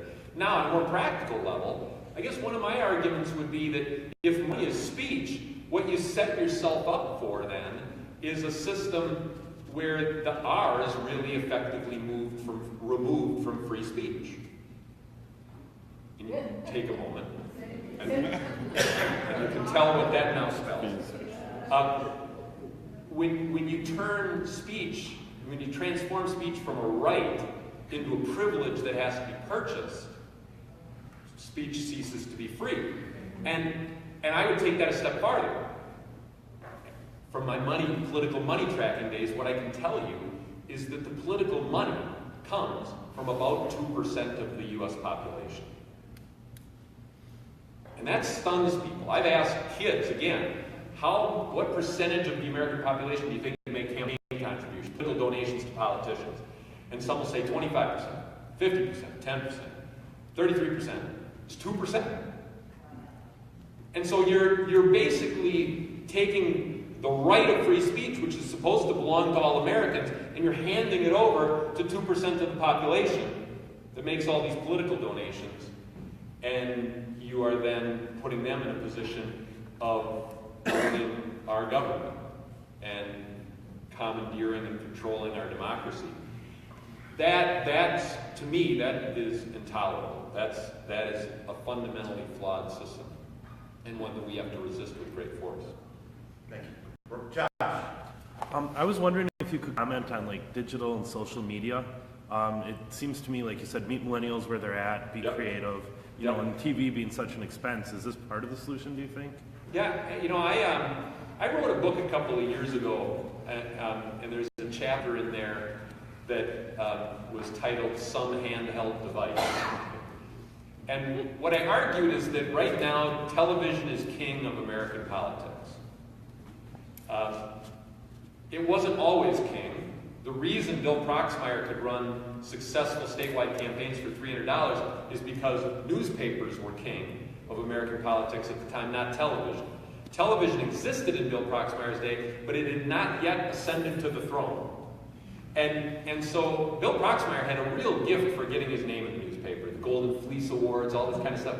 He really was good at getting his name in the newspaper, and that was gold. When television took over as the primary way that most Americans get most of their information about politics and elections, the problem is that then that airtime started to need to be purchased, and that set in motion the political arms race. That created the conditions where you have $80 million elections for governor. There's going to come a day when television ceases to be the primary way that most Americans get most of their information, and it will be some handheld device that doesn't even exist yet. But early forms of it are in the hands of most Americans and all millennials. And once the millennials age and their children follow them, you're going to have an American population that will be getting its information in totally different ways than the way we've been getting it for decades, if not generations. And when that time comes, when that tipping point is reached, if we still have net neutrality, if we still have a free and open internet, that could revolutionize the way electioneering is done. Donald Trump was on,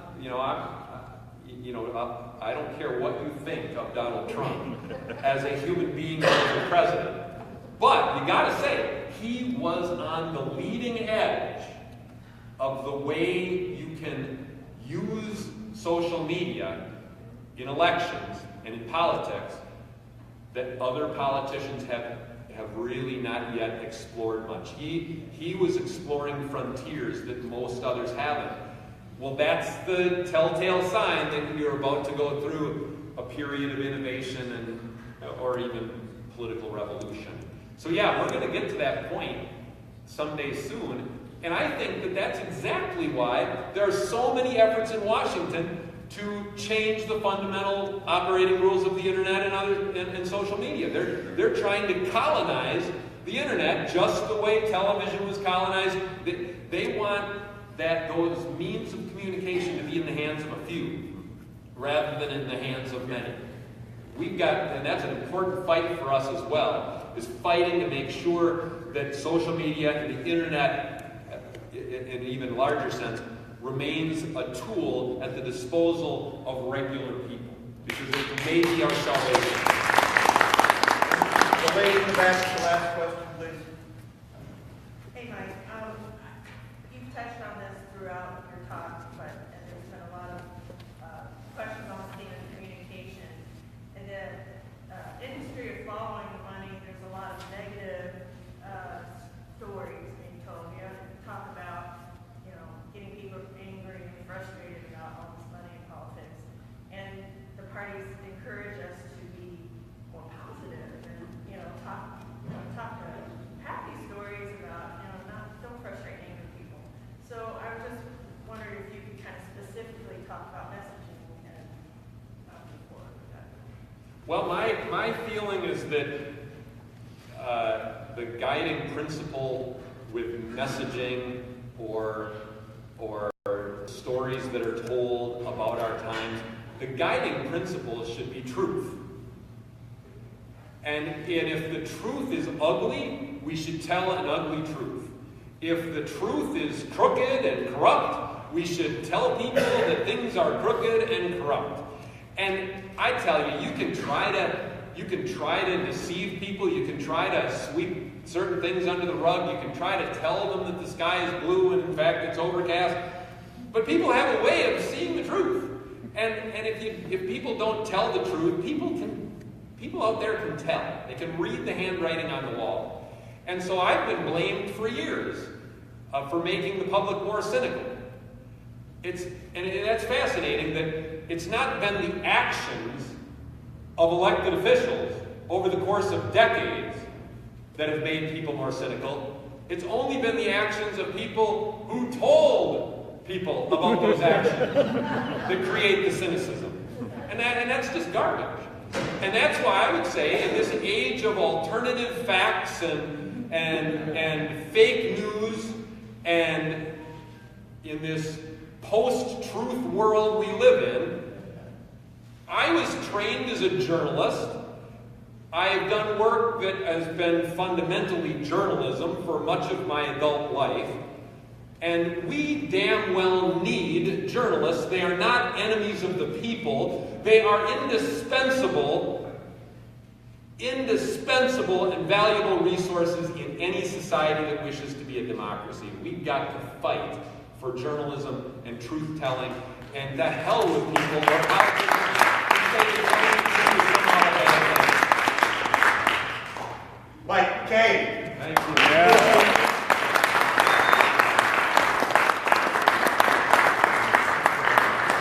One of our real Wisconsin heroes. Thank you, Mike. Yesterday, I started this off with the axiom in terms of follow the money.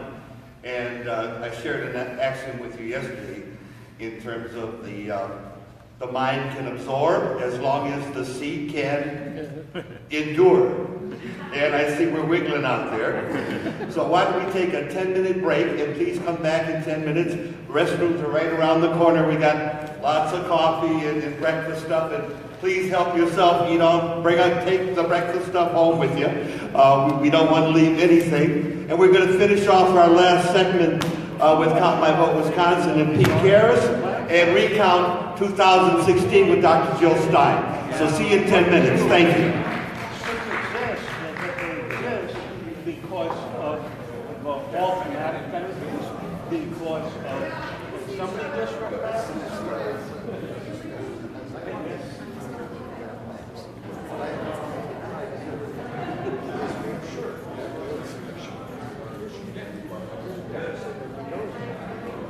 Only have to worry about so that we have to force the dialogue.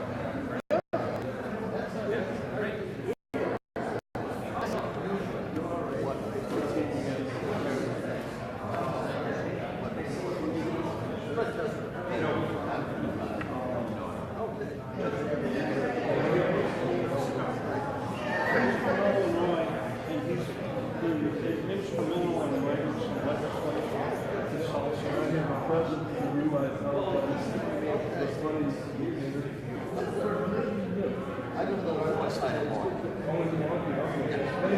What I was hoping was some of these people that were in 2002, I was there.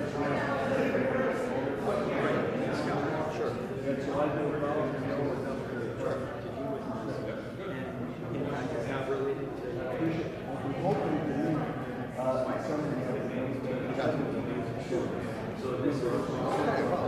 One little tiny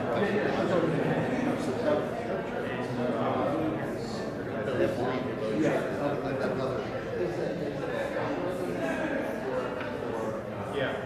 Right, which is, yeah,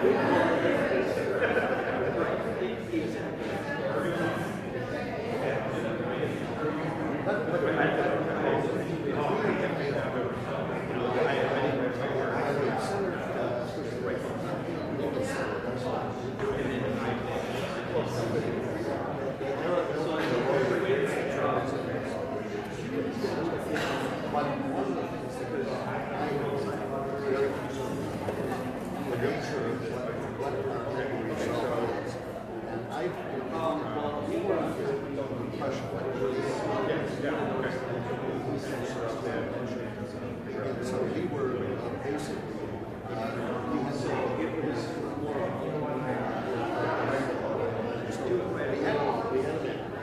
basically, we tried to create a situation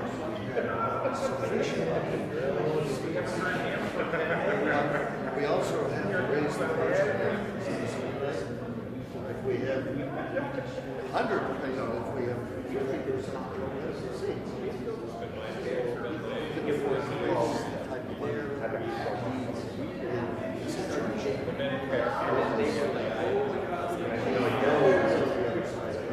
So we were trying to see the number of seats that forced that you actually then have an election means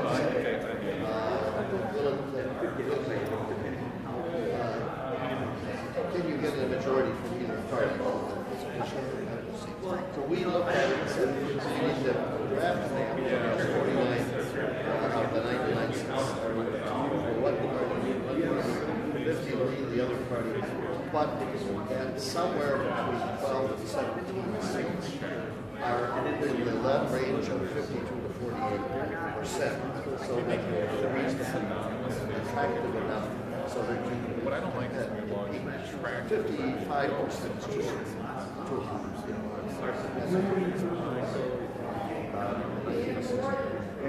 The more we can No, I became a judge in 1970. I was a judge for many years.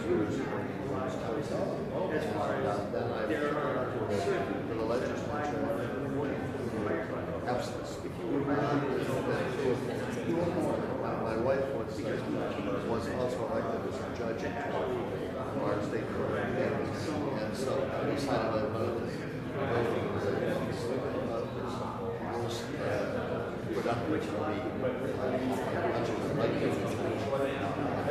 Started as a young Democrat. It wasn't out of the blue. Yeah, I got very involved. It's like a revolution.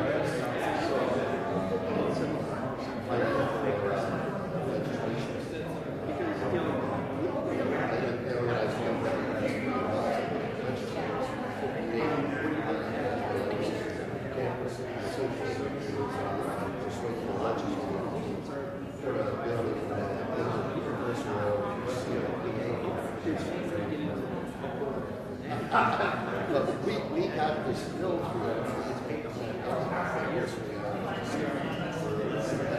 Wisconsin, the guy who sponsored it for us, then just after that work 2 years earlier, he said, before the bill is true, I'm going to he said, 100 years old. Go to the other. And I want, he had me running against the other Democrat, and I took the other Democrat down. He thought it was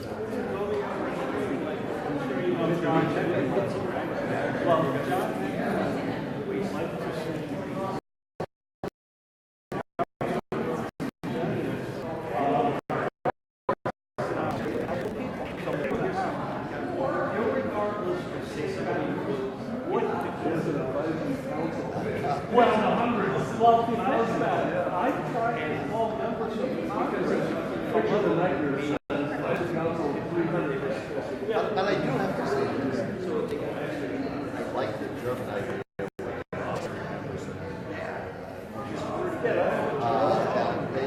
They elected 300. Hey guys, we'll get started back up in just a little bit. We have George Martin, Pete Karras, and then Dr. Jill Stein coming up next. But it does a much better job reflecting what the actual fix. That's what we do. Every 650,000 people have a representative in the House of Representatives. Because I have tried, I have called other municipalities, and you know, like you're not one of our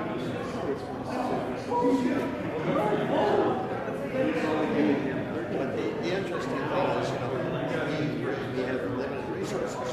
So I've got 57,000 in my district.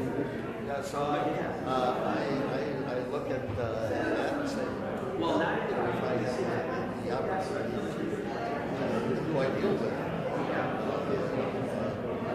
at least one of my constituents is Mark Ford, and it's a good friend of mine.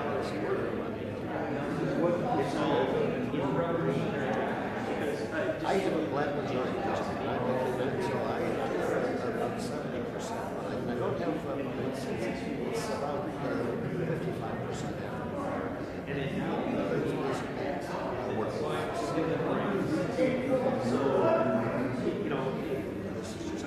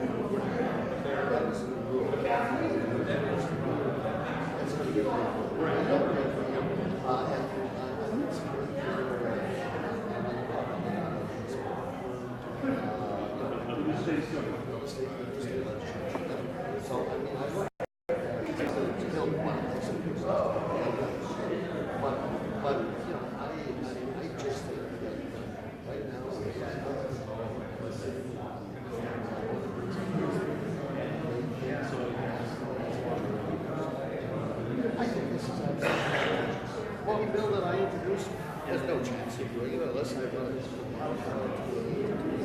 hardline Republican. I won't do that. But if I had my way, I would. We're starting in 45 seconds. Make it 44. What you don't know is the national chair of ALEC is my state senator. So what ALEC does, they're using Wisconsin as a model. And she's my state senator. Fred is down to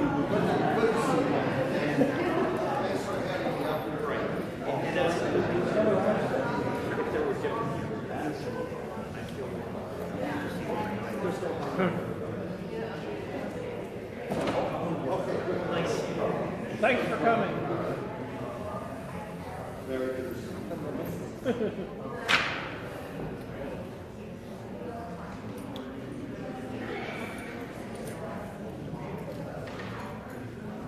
Starting in 23 seconds, please.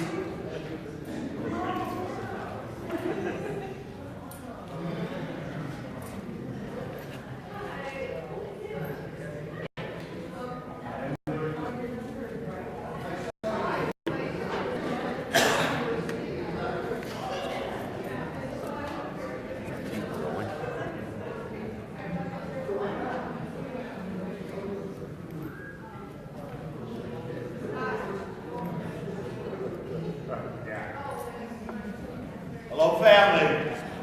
Whoa. Give me a countdown. Let's get this going. 10, 9, 8, 7, 6, 5, 4. We're ready. 3, 2, 1. Let's rock and roll. We're in our last segment, and we're bringing this boat in here. What we like to do, and to hear from as many of you as possible, just 2 or 3 sentences. We're going to do a quick go-round, but just 2 or 3 sentences on how you felt about this conference. Is that fair enough? Yes. Okay. Being a lefty, let's go counterclockwise.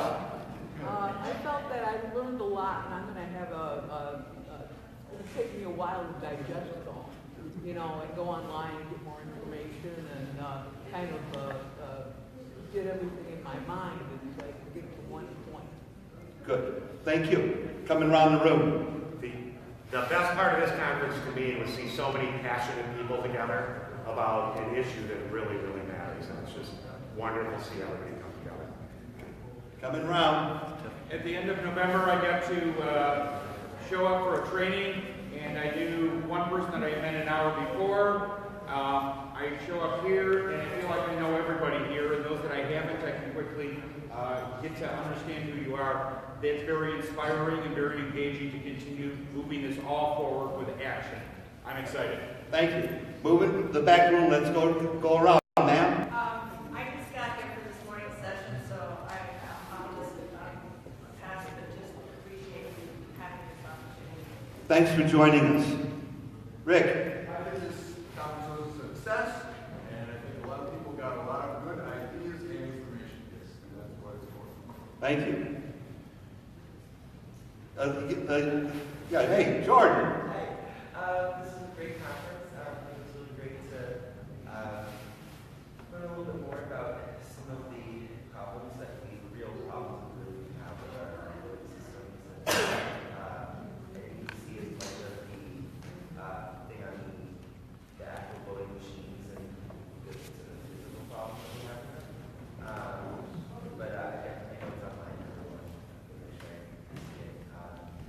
Great to see all the people and get a feel at what us as a music party would be focusing on here. Thank you, Jordan. Karen. Yeah, I've talked too much already. I woke up this morning, my mouth was sore. But I know all the great people, things of success, and I learned things like Damien knew a whole lot more about voting machines than he never told me before. And I that was like yesterday. Thank you. Sir. Yeah, I just had ideas to take back home and ideas to at least keep moving tomorrow. Yes. Thank you. I was just here for this morning, so I wasn't here for the whole conference. If I could make one quick comment, I didn't know that, I've heard Michael Cade speak before, but I didn't know that he was going to tell us to go talk with people, that have different ideas than we have, and have to find a common ground. And I was kind of inspired. You probably all saw the man out in front with his sign, and I was puzzled. Anyway, I left during the first talk, I'm sorry, but I went out there and I talked to him for about a half hour, and he's a Republican, and he's a veteran, and he has guns, and he hunts, totally unlike me, and we found a whole bunch of things in common to talk about, and I didn't know that that was good of me. It happened before my case spoke, so if he's still there, I don't know, but we have a lot of things in common. He's having a peaceful protest. That's it. I was wondering where you went. On the edge back, the map.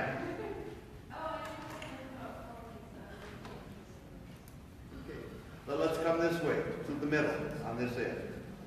Yeah, this table here. I always say if the meeting is successful if I know more afterwards than I knew at the beginning. And I know a lot more now than I knew yesterday morning about ranked choice voting and what's wrong with voting machines. And I know there are people fighting against redistricting, so it's been very successful. Thank you. Anita. Anita's with us from Detroit. Margaret's with us from New York City.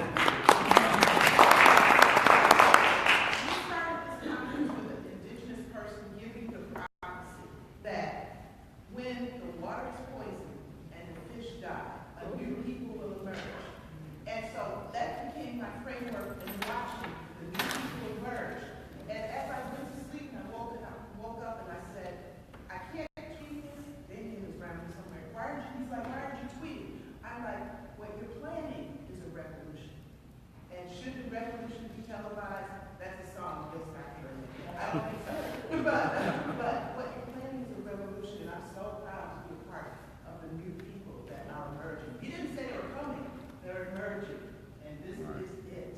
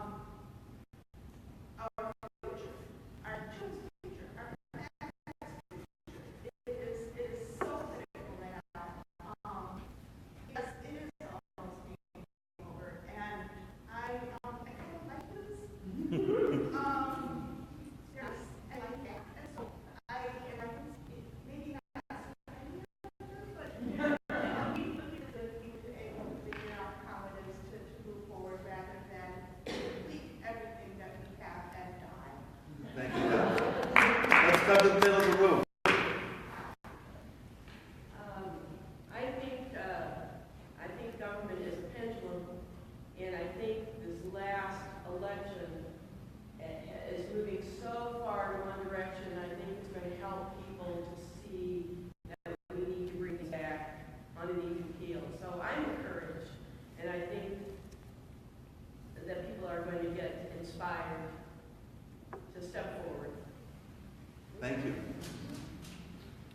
I feel better informed and I'm better able to help. Thank you. Clyde. When Frederick Douglass came to Wisconsin for the abolitionist movement, he went to Milwaukee, he went to Dodge County, and a few other places. One place he didn't go was to Madison. Nothing wrong with Madison, but I my hats off to the national leaders like Bill Stein, David Cobb, and some of our local leaders, George Martin, Fred Royal, Omar Barbarino, for having brought this conference here to Milwaukee, because we have to get to the bottom of what is wrong, because there is something seriously wrong with the progressive movement in Wisconsin. So thank you for coming. Thanks, Clyde. Do we hear from you, Julie? Julie Henslow. I spent a lot of time yesterday out at the registration table, so I didn't hear all of the workshops that I would have liked to have heard, but I just feel that this gives me a sense of hope that there's people who have heart and who really care and who are workers. And like at this point in my life, I get very, kind of just like throw up my hands and say, oh my God, I don't know, is anything really going to change in my lifetime? But I walk away from here thinking about this, the people out here that are going to make the change happen. And thank you for that. Thank you. Sir? I'm gratified to see that there's so many more people paying attention to the election integrity issue. I mean, there's been talk about how the turnout might not be what you want, but there's such a thing as quality over quantity at a certain stage of a movement. I've been paying attention to this since I read the book Vote Scam Stealing of America in the mid-90s. You can imagine how many blank stares I got when I talked to people about it then. And, it's been gradual, but people are waking up. It's a good thing. Thank you. George? Well, I learned more about instant runoff voting and about fusion parties. And I think there is a sense of hope for the future because I think people realize that the Democratic Party is not going to change. It's totally corrupt. And I think people are realizing there are more options out there. And so I have a sense of hope for the future. And, what Mike McCabe was mentioning, I think those are all really good signs. And so I think people are finally waking up. And so maybe there is a silver lining in the Trump cloud that it has gotten people's attention. And as much as they don't like to see that, I think that's important. So I think there are some good signs for the future. So I'm more hopeful than I was. Thank you. Tiff? Oh, I'm just, I learned a lot about the voting machines and how they can actually flip votes, I guess. As well as just a whole bunch of things that I really want to work with Count My Vote Wisconsin on and to improve our voting system to make sure everybody's voice is heard, not just the rich, the powerful, but all of us citizens. Thank you. Josh? I'm feeling pretty energized, actually. I think there's a lot of structural issues within our system. Our system is very undemocratic right now, and I think this was a good outline of all the different structural issues we have, whether it's that we don't have ranked choice voting or that we can't even trust our voting machines. So I think it's inspiring to see that there's so many people actually working on the foundation of building good elections so that we can work towards the future and build a progressive movement that is, based in the same principles. So, thank you. Thank you. Mark? Yeah, I went to Vietnam when I was 20 years old. I learned the hard way that there are the warmongers, the profiteers are definitely here, and they're making more profits off of war than ever before. Unbelievable profits of our tax dollars. So it all relates. Dr. King said it best, that these three demons of materialism, militarism, and racism. And there's a beautiful thing about to happen here, I believe, in this century. And I think necessity is the mother of invention, and survival is at the heart of it all. Thank you, Mark. Mark is on the board of directors of National Board of Directors of Veterans for Peace. Social status.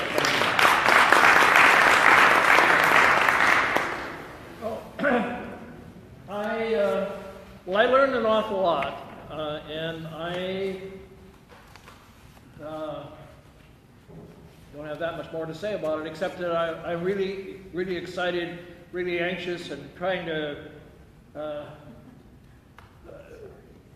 I can't wait to tell the people back home, I guess, about it, and I want to figure out how to tell even more people about what I learned and what action should be taken. Thank you. Mary?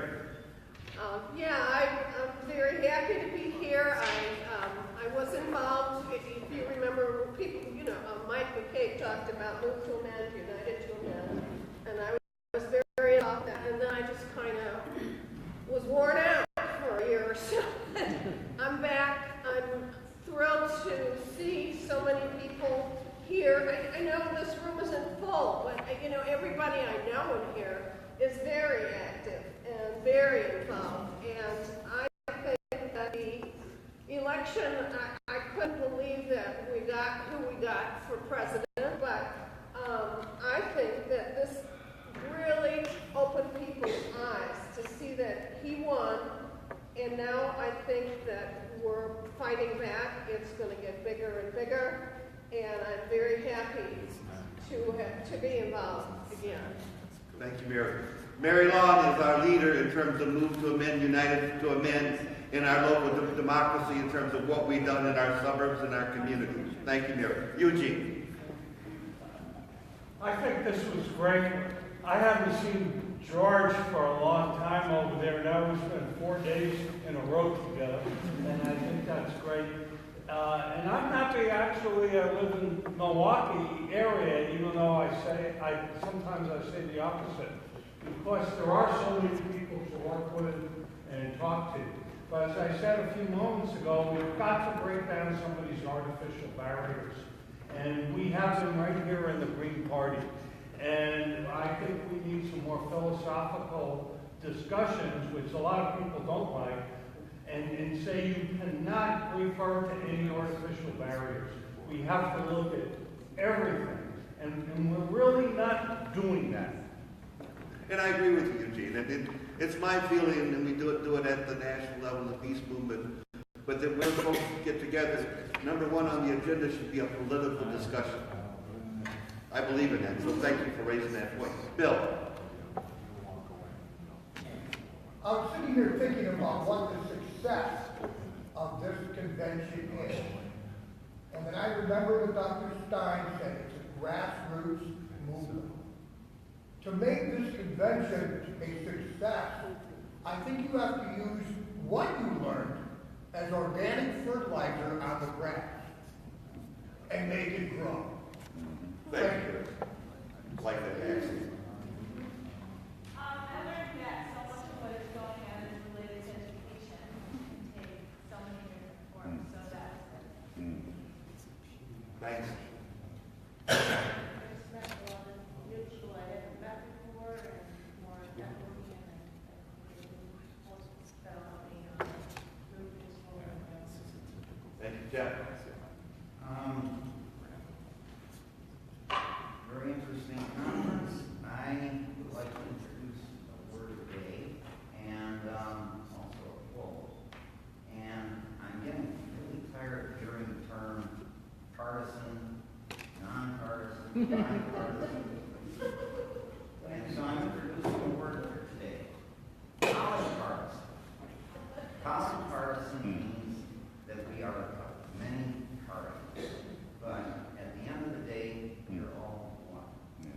Pluribus unum. And also, Kate, I wish you would have mentioned this, but the only way to legalize bribery, why don't you mention the man's name? Robert M. McFarlane. Yeah. And his quote was, the will of the people is the law of the land.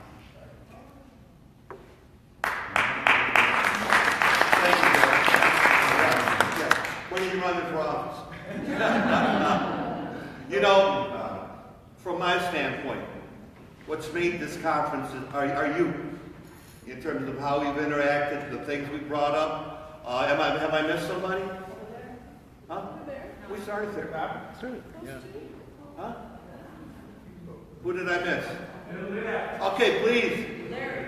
Hi. My name is Larry Quick. I'm from Aurora, Illinois. I've been involved in election system integrity since 2003 when the Illinois Ballot Integrity Project was formed. I'd like to really congratulate the Green Party on their 3-state recount. I truly believe you guys have provided us with the smoking gun, and the revelations keep coming. I really debated whether I could afford to go to the Pennsylvania conference because it cost me about $800 for airfare and lodging. I am so happy that I did. I wasn't sure whether I should come to this conference, but after 2 days, I'm really happy because you never know at a conference who you're going to connect with. And I've made marvelous connections that are going to help me prove in Illinois with election integrity. So I'd just like to say kudos, kudos, kudos. Great job, Green Party, Recount, Wisconsin.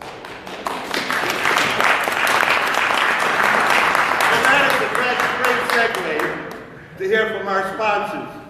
And we'd like to start with Count My Vote Wisconsin. Pete Karras, former Racine Alderman, 3-term Alderman out of Racine. Pete.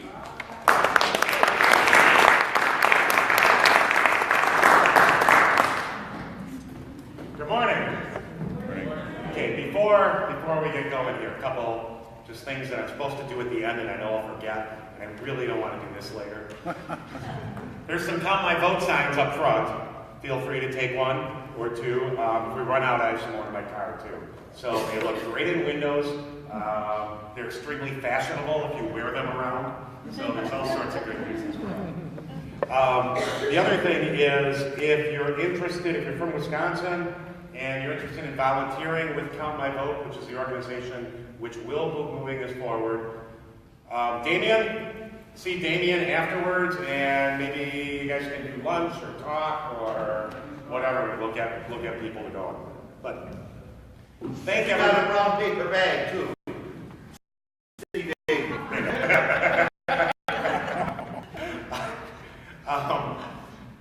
Thank everybody for coming. This is wonderful.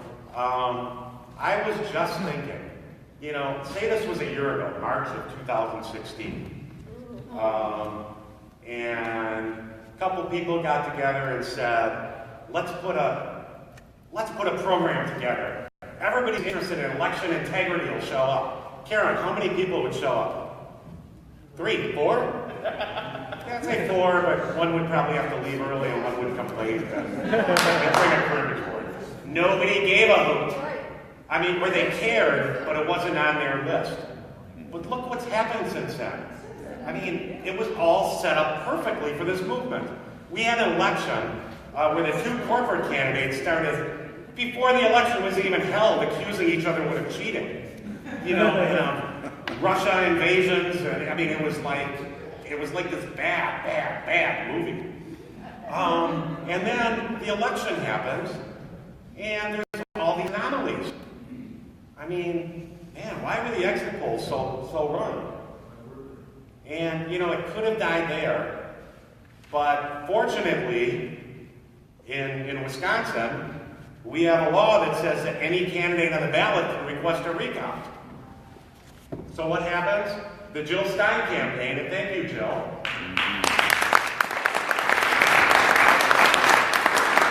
announces right before Thanksgiving that, hey, things are wrong. Neither of the corporate parties are going to do anything about it, so the Green Party's going to do something about it. Help us donate some money, and we'll do some recounts. We probably need a couple $1 million to recounts in Wisconsin and Michigan and in Pennsylvania, the 3 states we can do that where there are these anomalies. Next, I want to thank the 160,000 people who came forward with $7.5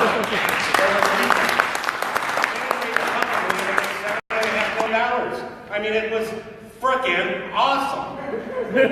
All of a sudden, the month of November, who's getting the headlines? Who's getting the headlines around the state of Wisconsin? Is it the Democratic Party doing whatever they're doing? Is it the Republican Party? Is it the Libertarians?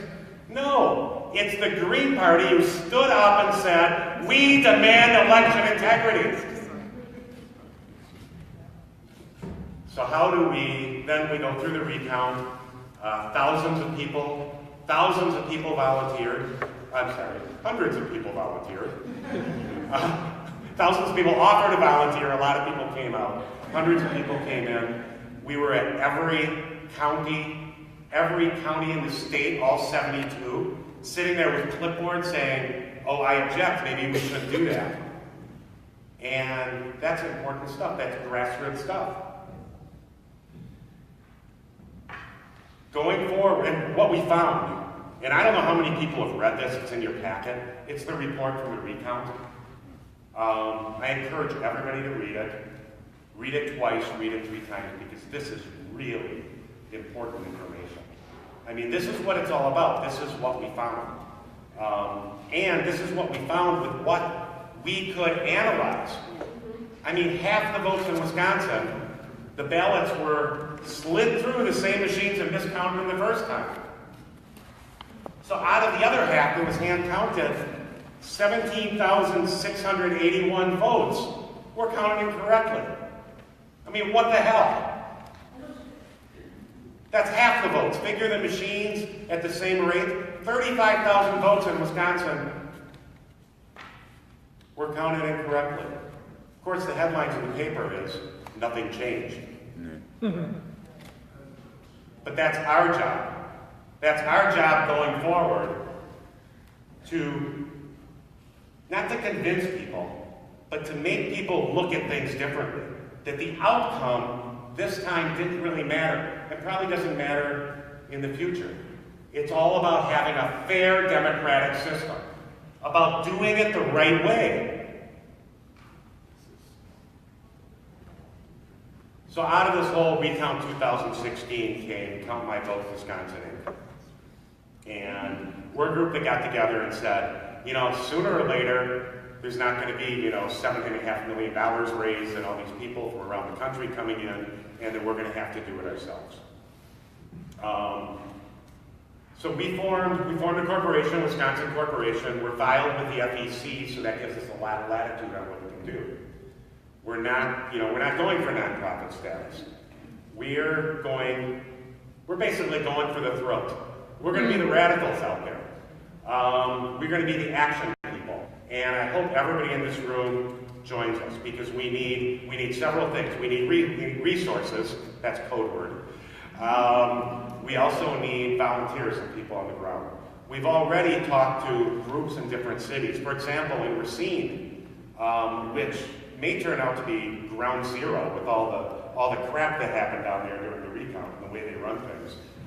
This afternoon, there's a Green Party forming.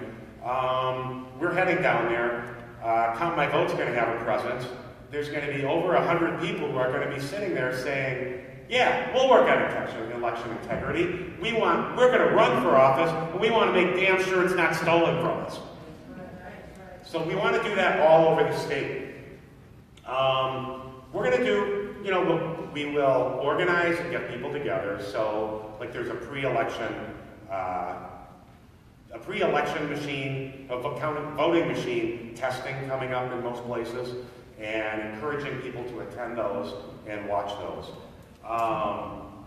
We'll be attending around the state, we meaning the organization and our volunteers. We'll be attending the Board of Canvas meetings, and we'll be doing that sort of thing. We'll be holding people accountable, asking questions. We'll gather information. But beyond that, how many people saw the video? That 5-minute segment or so of what happened in, I think it was Lulu Freestad. Is that her last name, Freestad? Did the video, and she did a segment in Green Bay, she did one in Racine on the recount. In Racine, what it showed was, Racine put those ballots through the same machines that counted them or miscounted them, however you look at it, the first time. So they were not very fast at it, so Green Party observers were able to sit there with clickers and look at the ballots before they went in. In one precinct, and I'm not sure exactly what the numbers were, I don't remember, but there were maybe 300 people who voted, 400 people who voted, and it came through, the machine counted and said, 30 people undervoted, 30 people did not vote for president. Well, the clickers said all but one voted for president. Okay, I mean, then if you watch the video, it shows the Green Party observers filing the objection and came down to the Board of Canvassers saying, we're not going to hand count anything. If you keep asking, we're just going to throw your butt out of here. It wasn't a good situation. So things Count My Vote can do, and is going to do, is we're going to do an open records request for those ballots in that precinct and other things. And we're going to recount the recount. We're going to get this thing right. It's tools we can use. The open records law is wonderful because of all these observers and the minutes and the people who spent hours and hours and hours analyzing this stuff. We know where there were problems. And we can go in and we can still look at those ballots. It's going to cost us a few dollars, but it's not going to cost us $3.5 million. We hope. It'll probably be $3.5 million and they'll give us $3.4 million refund at some point in time, because that's the way they tend to do things. We're candidates, especially for the 2018 state election and for county clerks. We'll have questionnaires to all those candidates, and they're going to be election integrity issues. Do you believe that before votes are certified, there should be an audit done? Well, you know what? If they say no, I don't care if they're a Republican in a safe district. I personally will go up to that district and find a Republican who believes in voter integrity and run against their ass in the primary. I'll go with that's not important. Yeah, Eugene will be carpetbagger there. I'll go with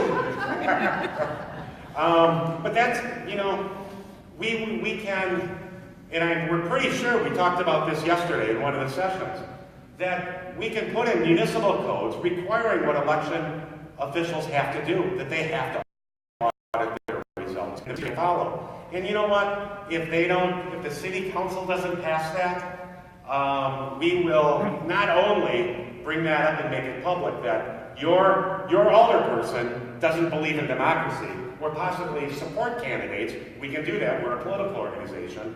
We can support candidates to run against them, but if none of that works, use direct legislation.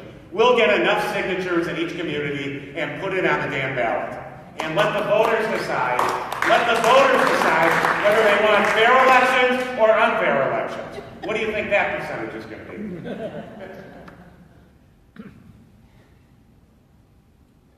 Anyway, calming down. I want to thank everybody sincerely, because going forward, this is the group of people and our friends and the, what's the word? Polypartisan? Our polypartisan gathering groups. We're making up all sorts of stuff. Hopefully this will be quoted just like Bob Mathalik was earlier, 100 years ago. It's not necessarily a partisan issue. It is polypartisan. Everybody wants fair elections. I live in Waukesha County. I run a business and I talk to a lot of people. They want fair elections too. So on this issue, we can bring people together. And it's not just the lefty activists that care about this. It's a lot of people. And they'll stand on a street corner with you with one of these. And hopefully, on every protest, on every issue, on every street corner, there'll at least be one person there holding up one of these. And we'll get this thing back on the front page, and we'll make some real changes in Wisconsin. And we can do that together. Thank you.